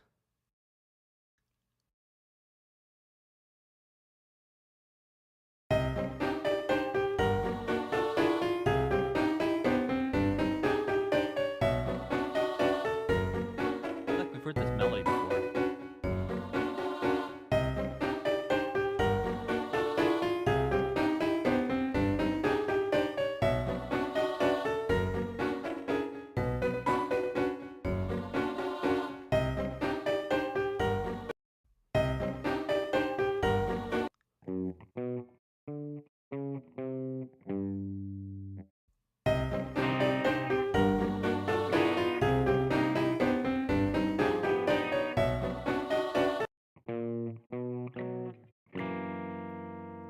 Kinda.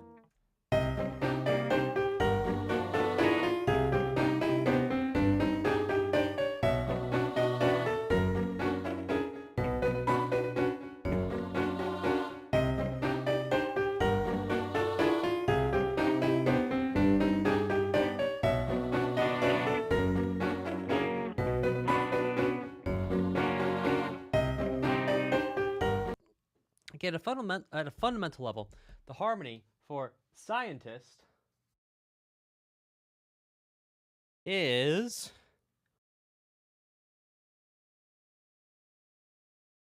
one 5, and then it goes down a half step to B minor. 1 5, basically. We say, well, that sounds pretty simple. Yeah, well, like I said, at a very fundamental, basic, distilled level.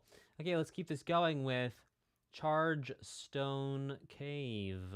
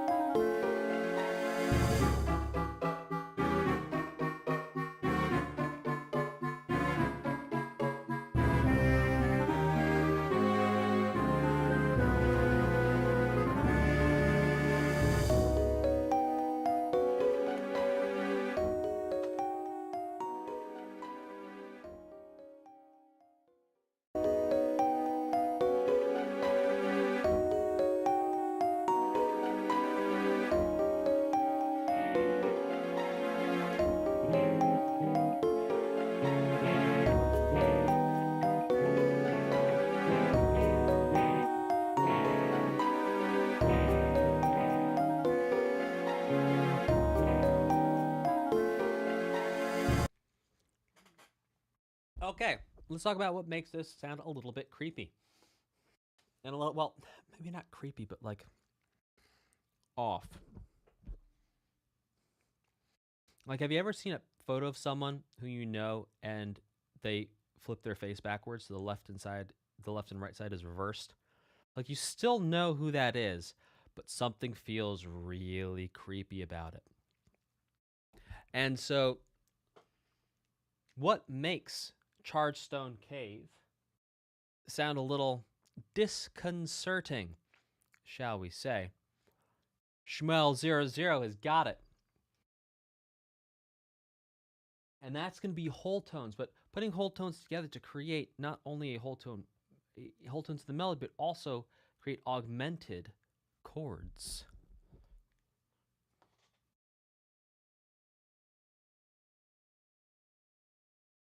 So I'm going to give you an example of how augmented chords really bring us into this world of, well, a little bit creepiness, if you will. Excuse me.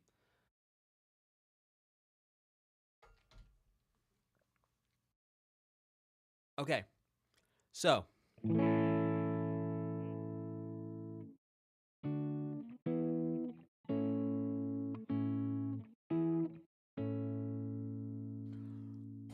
let's do it like this, okay? Mary had a little lamb, little lamb, little lamb. Mary had a little lamb, its fleece was white as snow. Type a 4 in the chat if you feel like a haunted circus is about to come to town.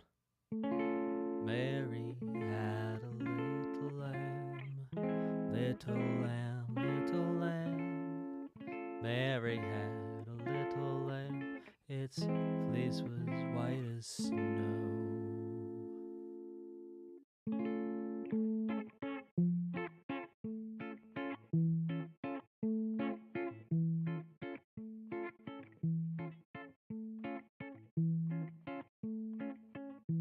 Kinda nightmarish. Yes.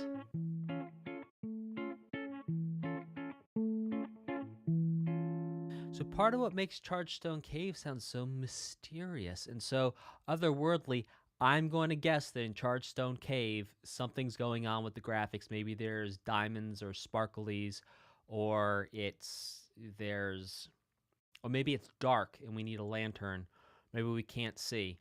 But something along these lines of there being some mysterious, either ephemeral quality or you can't see because it's dark and there's just a little bit of light, I would guess, in Chargestone Cave. Now, I could be wrong there, but I don't think I am. Tell me what part of that is correct that I'm gesturing at. Levitating blue rocks. Yeah, something otherworldly. An electric cave charged by floating electric stones. Yeah. Cool. So what's cool about this is not how I was able to talk about where this comes from, in my opinion. In my opinion, what's really cool is how accurately the composers represented the idea of this place and how it's a little otherworldly and how it's a little odd and weird. Cool. Very interesting. Okay, so we've made it through the cave and we find ourselves headed towards Mistralton City. Mistralton. Oh, I wonder if there's going to be music here. Most impressive. Okay. Yeah, and Nosava says it's insane how they can form the image in your head just through the sound font. I agree. And it's not just the sound font, which would be the timbre or the quality of the sounds, but it's also the melodies, the harmonies, the rhythm, the speed, the contrast. Mistralton. I prefer Mistral Town. Like a minstrel, but without an N. Oh, right, there is no N, is there? I know how to read.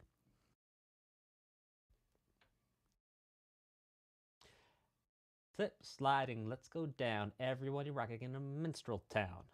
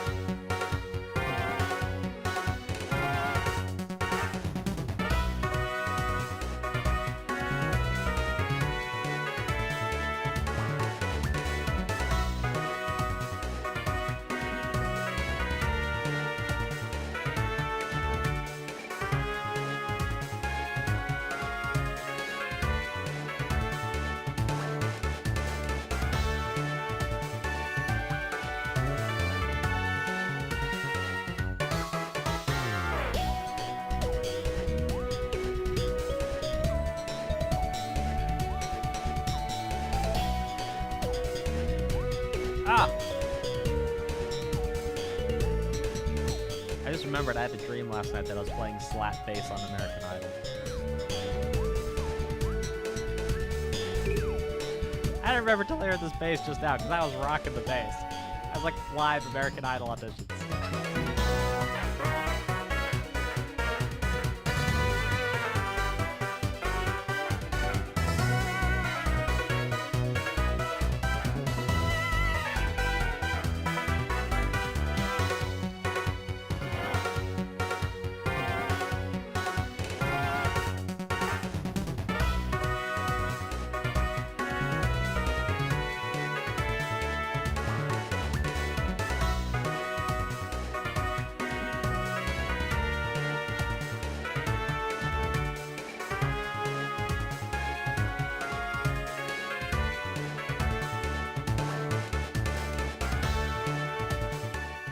Rubus Drake says, Dan, can you guess what the city's about for bonus points?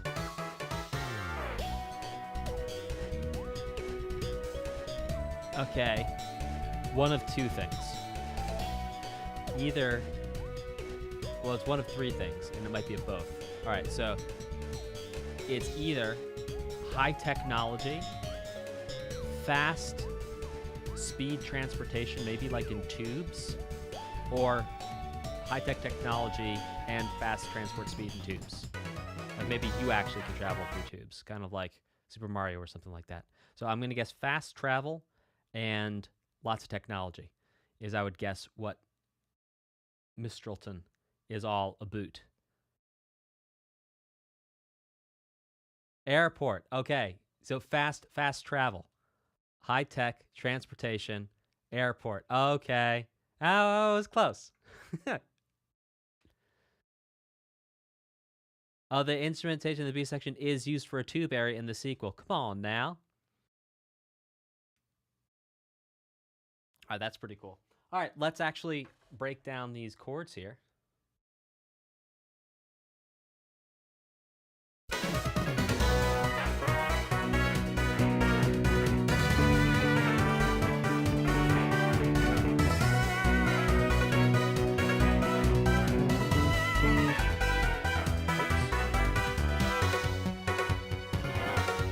Love you too, tendencies.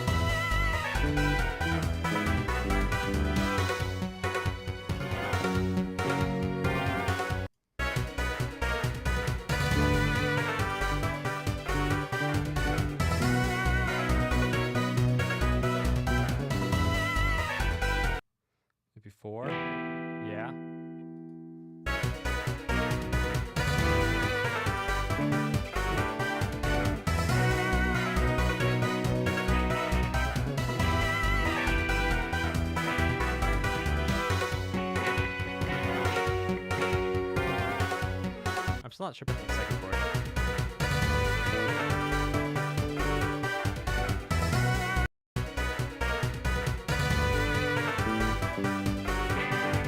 Oh, that's better. Yeah. That was a D, G. G makes a little bit more sense. Okay, so we have 1 to flat 6, 1 to 4 minor, back to 1.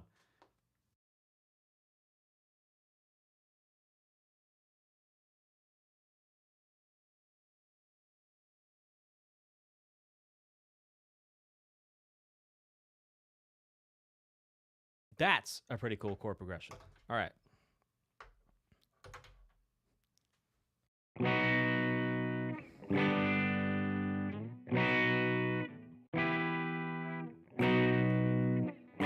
So that 1 to flat 6, that's a little rock.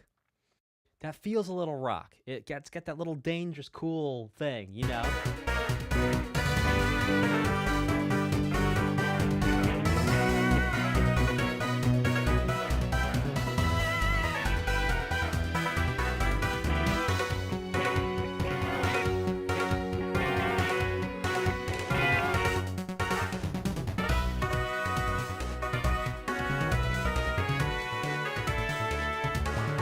You know, little wee. That's what I was thinking in terms of the transportation, because that sounds like you're going somewhere. It also sounds high tech. Flying type gym. Okay, cool. Cool. So this chord progression right here, I don't think I've ever seen this chord progression before in my life. So that's pretty cool. I'm not saying I've seen every chord progression. No, but I've seen many. I don't think I've seen this one before. Not any of the OSTs we've done either. This is really cool. 1, flat 6, 1, 4, 5 sus, 5, 5 sus 4, 5 back to 1. That's really cool. Amazing stuff. All right, let's keep this going with Cedric Juniper. Sorry, I said that wrong. Cedric Juniper. All right, let's keep this going. Cedric Juniper.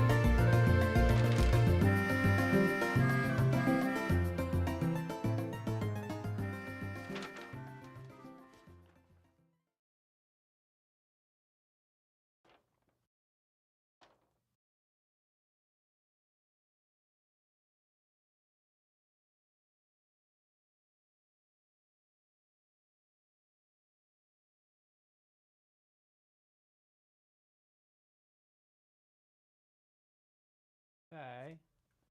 So, different key. So, Juniper was an A. Cedric is an F.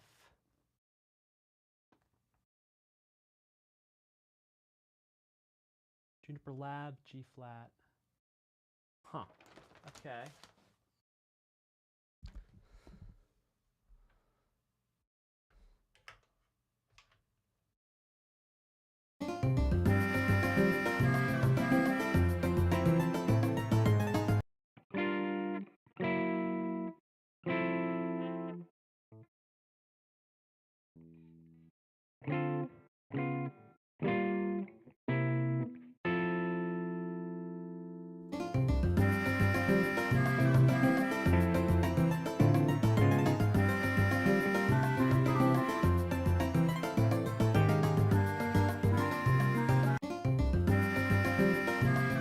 Is F for father? Oh, that's cool.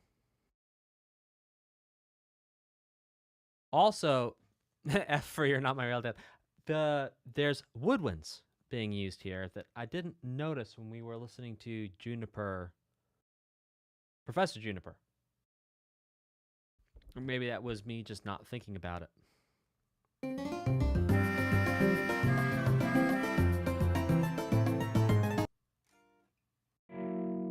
Yeah, I had it right the first time. 2, 5, 1. Sorry. Yeah. 2. Tritone sub pointing us back to 1, but instead.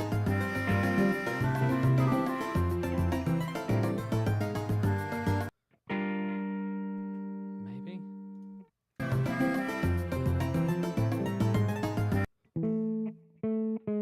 Oh, yeah, that makes more sense. 3, tritone. Right, bring us back to 2. I was like, what am I doing?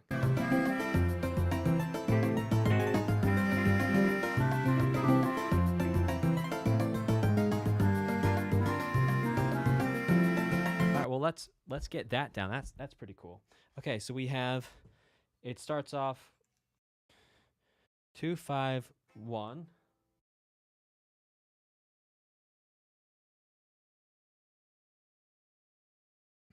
And then it goes 3. And then tritone sub, so it's a flat 2 of 2.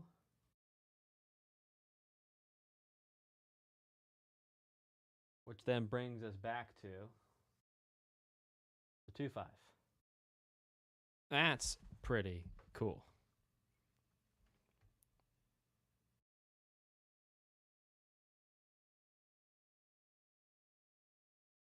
And I don't think we had that in Juniper. 2, 5, 1. Juniper. Okay, Juniper has the 2, 5, 1. Juniper has the secondary dominant of the 5 of 4, bringing us to the 5. Whereas this has the tritone sub, bringing us back to the 2. Oh, that's interesting.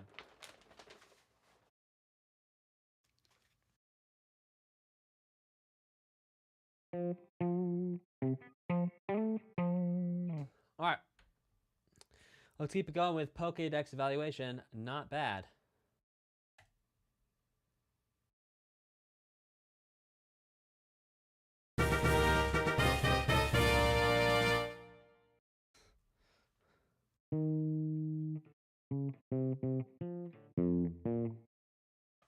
Let's get a...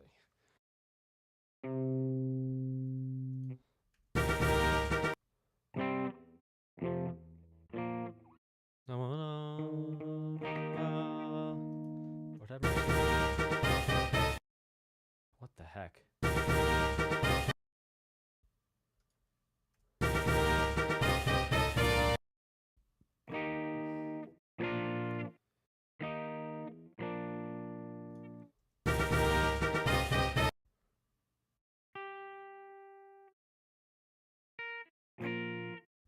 Yo. Fundamentally, we're going 4-1, but my goodness, there's some really interesting passing stuff in there. Pokédex.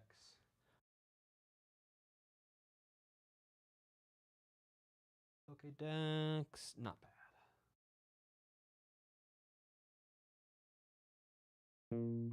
I think we're thinking being in B flat,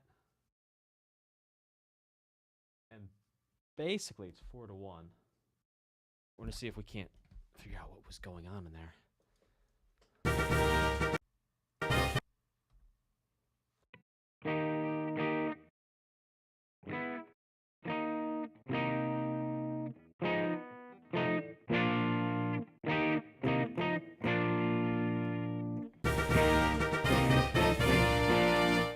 Sort of.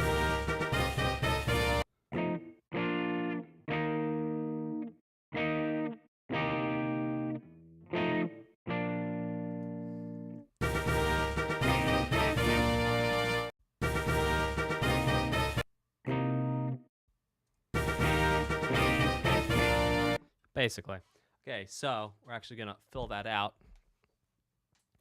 We have 1,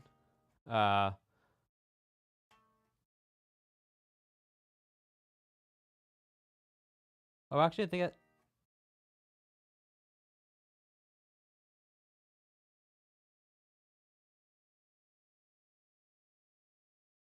Yeah, we could think of it as being 4251, I guess.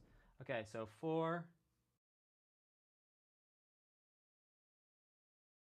4-5-1. Cool stuff. Loving it. Oops. Okay. Thank you for your support, Jumbo Man. Let's get these picks back in place. All right, let's keep going with move deleted.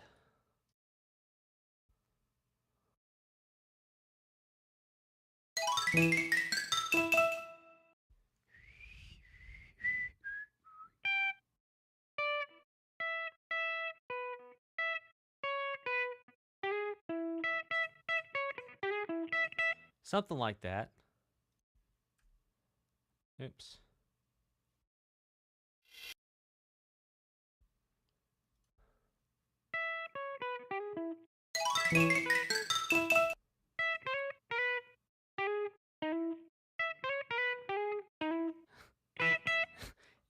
Each one is approached by half step.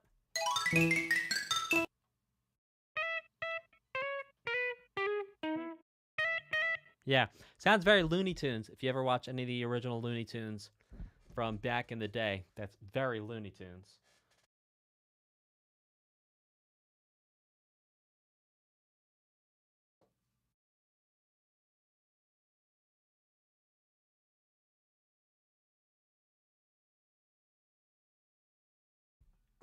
This is beep beep beep beep beep beep beep. This is 1653111. But each one is approached by each one's approached by half step, which is pretty cool. And what does that do? Well, it makes it sound more playful. It makes it sound a bit more kind of naughty. And yeah, Jumbo Man draws on Twitch. Thank you very much for your well wishes. Wishing that I have a nice day. Okay, let's check out this next trainer's eyes. Ain't no way to hide those trainer's eyes. Okay. Psychic. Rutrow. Get me a Kadabra. Or an Alakazam.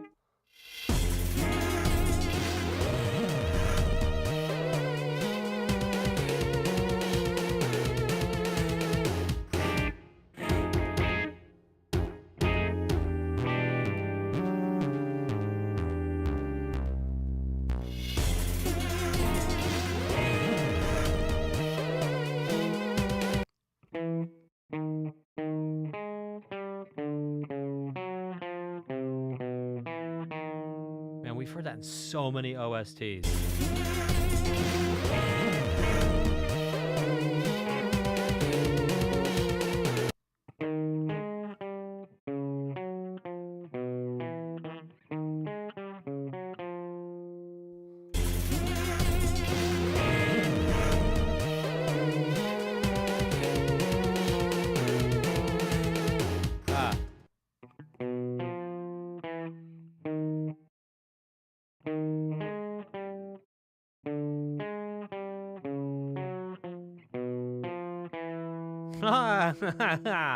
Oh, that's really wild. And then it goes at F. Essentially, we're going to call it an F7 sharp 9 to a E7 sharp 9.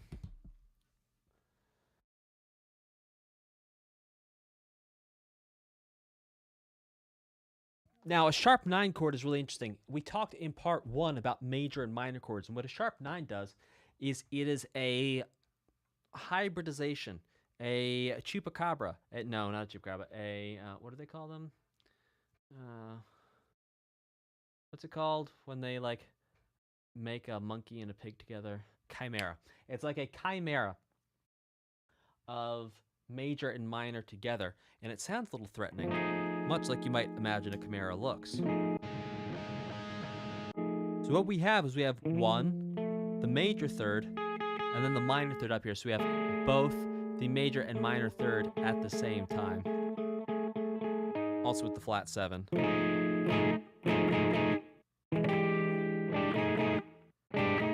Cool stuff. All right, let's check out Icirrus City.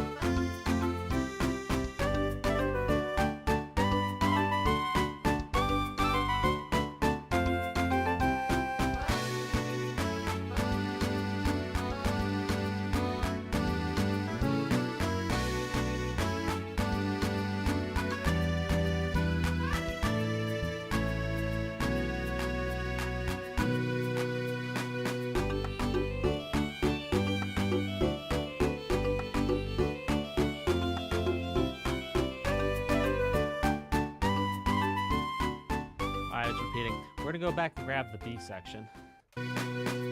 So the A section, we have 1, 5, 1, 5, then flat 7, 4. And what's interesting is that the relationship between flat 7 and 4 is the same as the relationship of 1 to 5. Now, that flat 7 is what makes it sound a little bit cooler. A little bit cool, and again, my opinion, a little bit cooler. And let's check out the B section.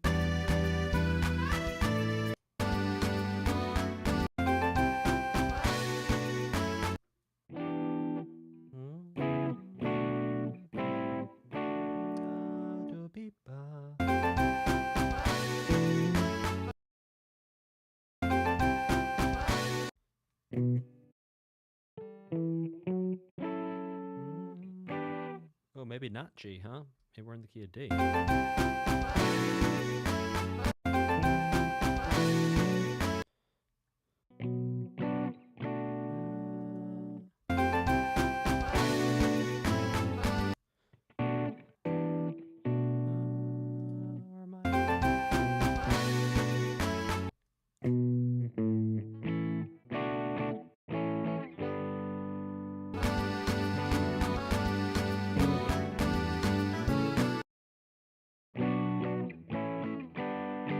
And then we go to another rock chord progression.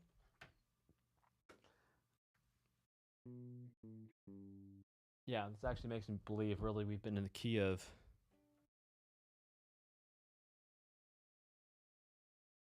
Actually, I want to say we're in the key of D, based off of where we just went. Yes, and I'm going to say, in fact, instead of 1, 5, it was actually 4, 1, and then flat 3, flat 7.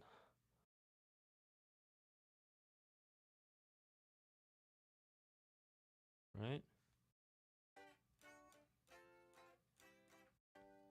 Yeah, 4, 1, flat 3, flat 7. Yes. Flat 3, flat 7.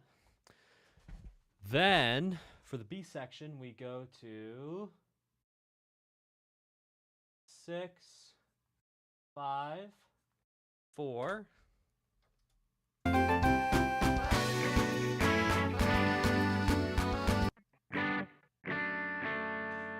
1/3.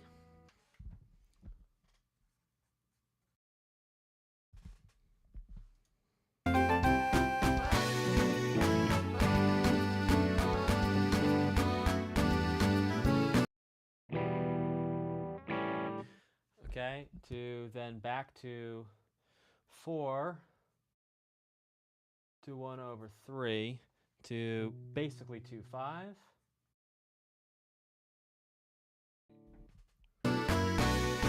To a leading tone and perfect authentic cadence, bringing us back to 6.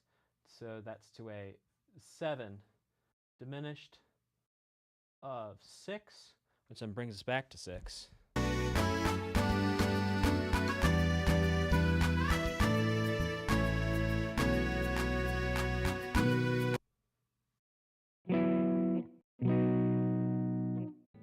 Okay, and then the second ending. This is first ending.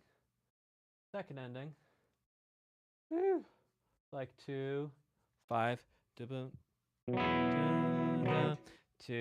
6 sus to 6 major. Really interesting stuff. So it starts off really in the key of D, and then it goes to B minor, which is the relative minor of D, but then it ends on B major. So, real interesting stuff having the... What happens after that?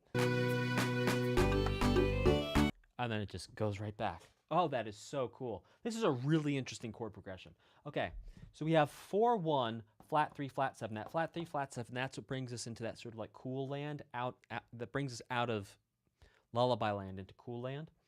Then we have 6, 5, 4, and this right here, that's a rock chord progression. So that's basically, if we think of the B being 1, that's 1, flat 7, flat 6. That's one of the common minor chord progressions. You watch any of these streams, you're going to hear me usually talk about it at least once. That's how common of a chord progression is.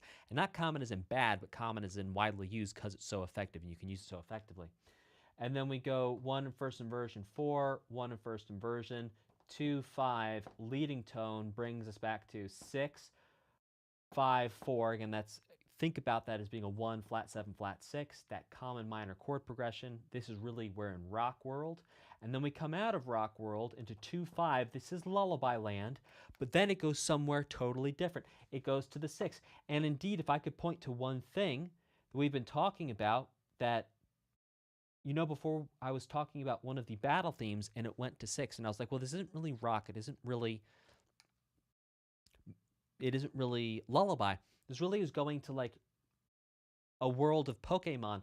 Indeed, we're seeing that going to the 6 seems to be something that's a differentiating factor in terms of looking at other OSTs we've listened to, that the world of Pokemon going to the 6 is a thing, and going to the major 6 as well, in places where you wouldn't always expect it to be. And I feel like that in and of itself is a meta-level chord motif for at least this Pokemon OST, is going to the major 6. And that's not something that's always done. It's not something that's typically done in this context. And that's something that would really give a feeling of a unique sonic characteristic and a unique sonic quality and unique sonic feeling to this entire OST, where you say, we're in the world of Pokemon, or we're not in Lullaby World and we're not in Rock World, because really, Pokemon sits somewhere between the lullaby and the rock and roll, and indeed it sits somewhere here, and I think that we're kind of gesturing, we're grasping at, or I'm grasping at, trying to pinpoint the exact inputs to create that feeling. All right, we're going to do one or two more, and then we'll take a break, and we'll be back this afternoon for more. This next one is called Dragonspiral Tower.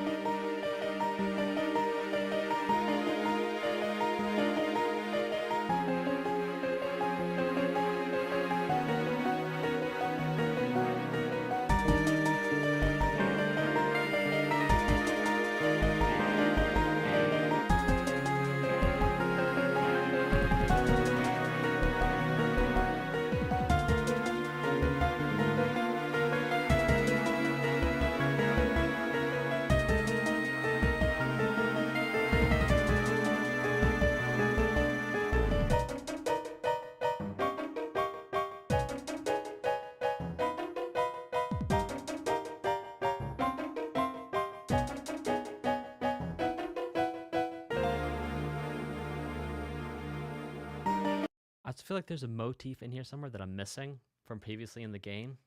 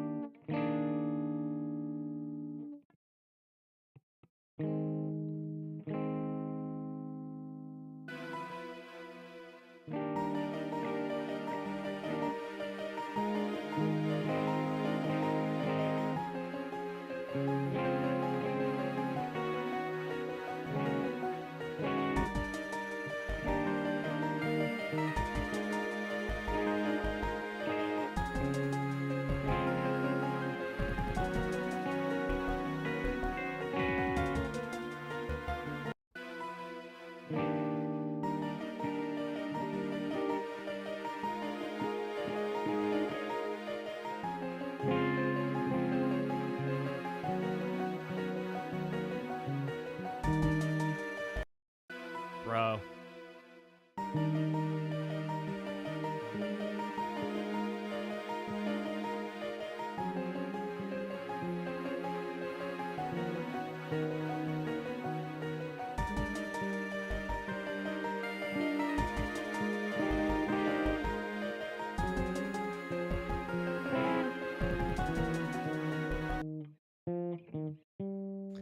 Yeah, these cards throw me for a loopsy daisy.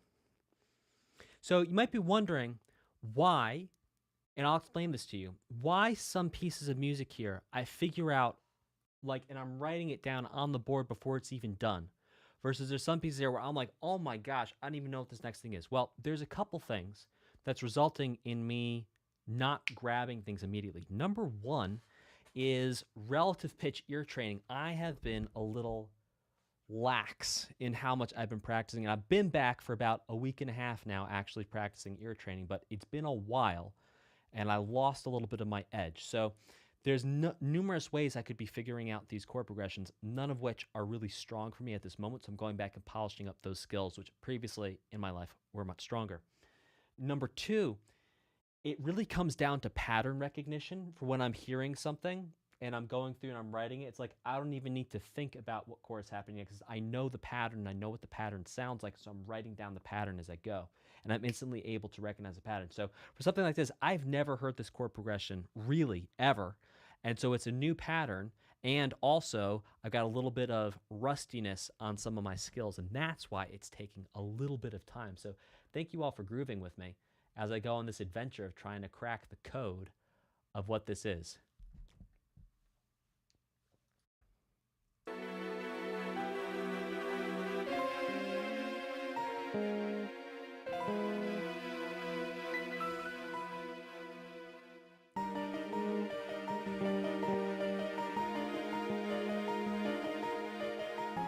So it's like...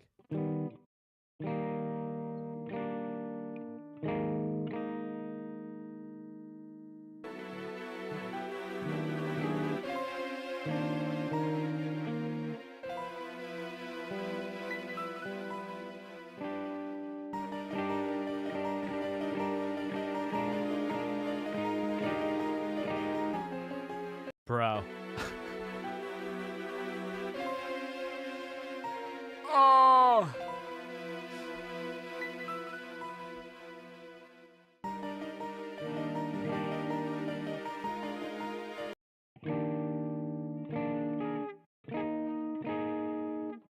It really just feels like we're starting with an E flat. It feels like E flat major 7, E flat sus 4, but with, 3 and then 4 in the bass.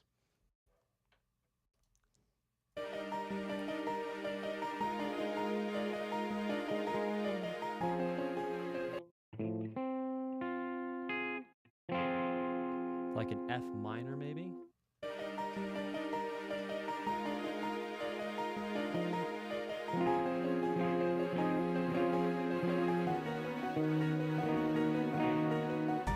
Like an E flat minor?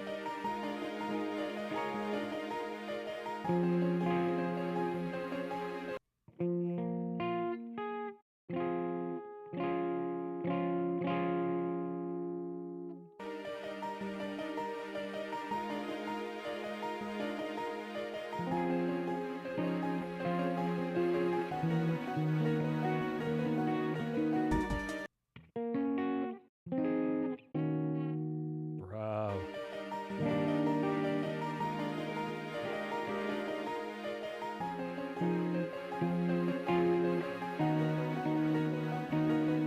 Yeah, I'm not quite getting this 100%. I'm headed in the direction, but there's a couple notes in the chords that I'm not pulling in. And then basically F minor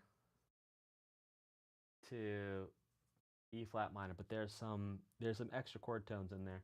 So if we were to put this into Roman numerals, okay, let's say we're in the key of E flat. So we have 1, major 7, then we have 1, sus 4, then we have 2, and then we have 1 minor. Don't quote me on that.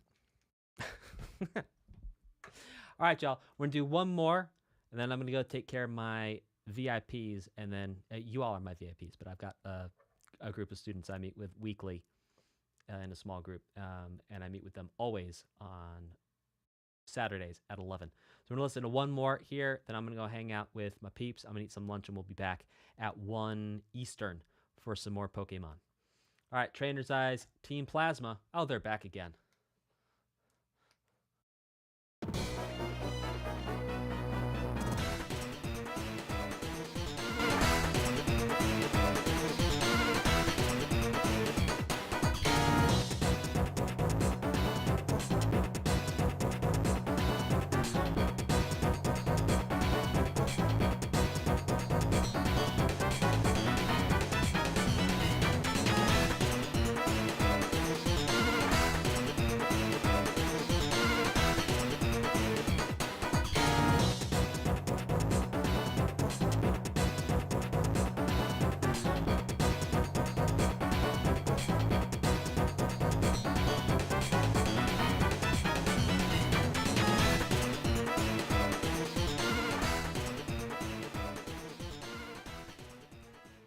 Now, what's interesting is this is almost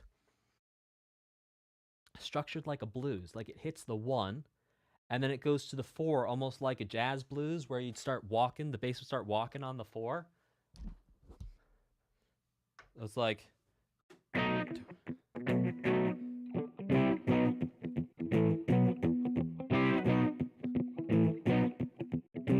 Now,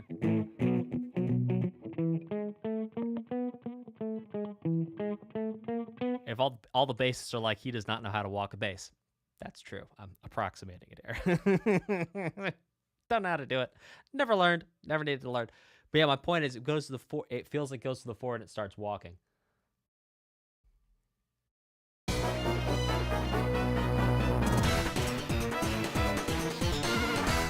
Right.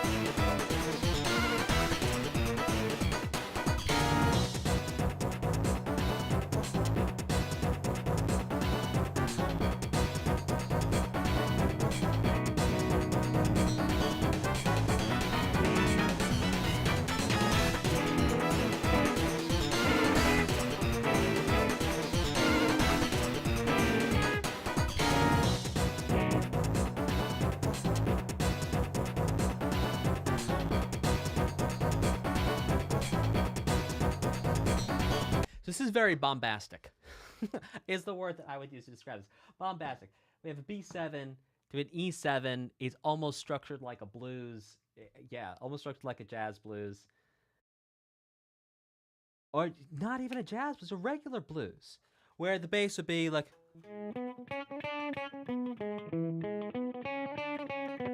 And all the basses are like, bro, that's so basic. Yeah, I'm not a bass player. So...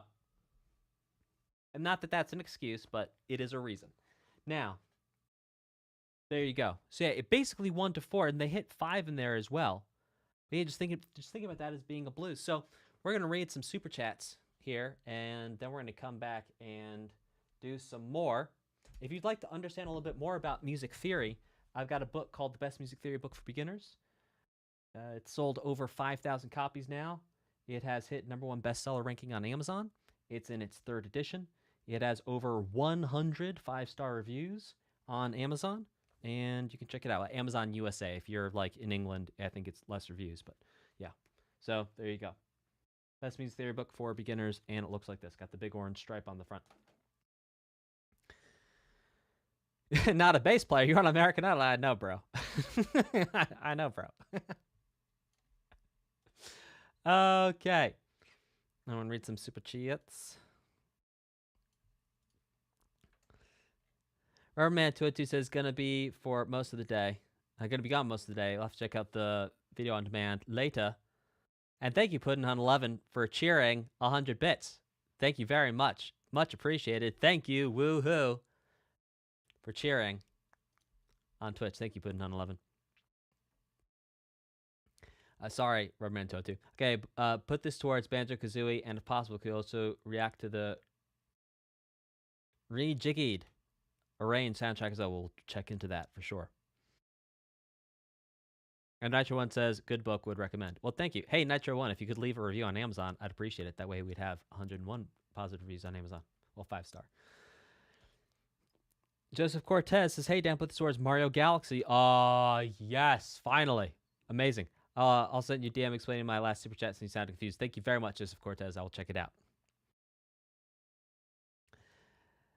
And Desi Duai, I know I had your name pronounced correctly before, has been a staunch supporter for 1 month. Thank you very much. Thank you for your support.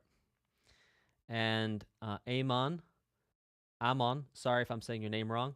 I love this game. Was my childhood. Crazy that you're breaking down the music like this. Much love. Thank you very much. Thank you for your support. Thank you for your super chat. And Ole Guacamole says, can you please listen to the Human Fall Flat OST? Well, we'll put it on the list for sure. Thank you very much, Ole Guacamole, who literally has a profile picture of a bowl of guacamole with a chip in it. Loving it. And Ender Nightblade, hey, Ender Nightblade. Ender Nightblade said, it always seems like there's something new to learn. There is. Dragonspiral Tower is always filling with a feeling of awe. It's just such a great moment. But the best is yet to come, methinks. This goes to Phoenotopia. Thank you very much for your support, Ender Nightblade. We're also going to check Streamlabs, because I did just see a cheer come through from Puddin11. So thank you, Puddin11, for cheering on Twitch. And let's see if we can't figure out what's going on here.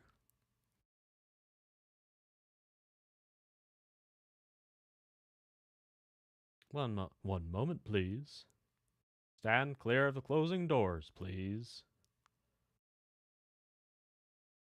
Okay, tipping.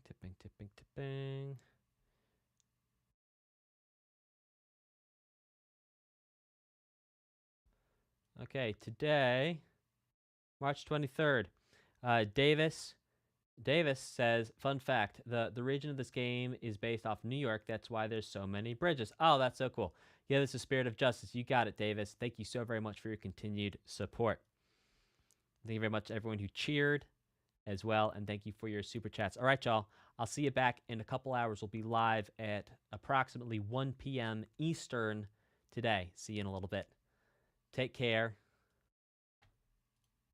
And goodbye.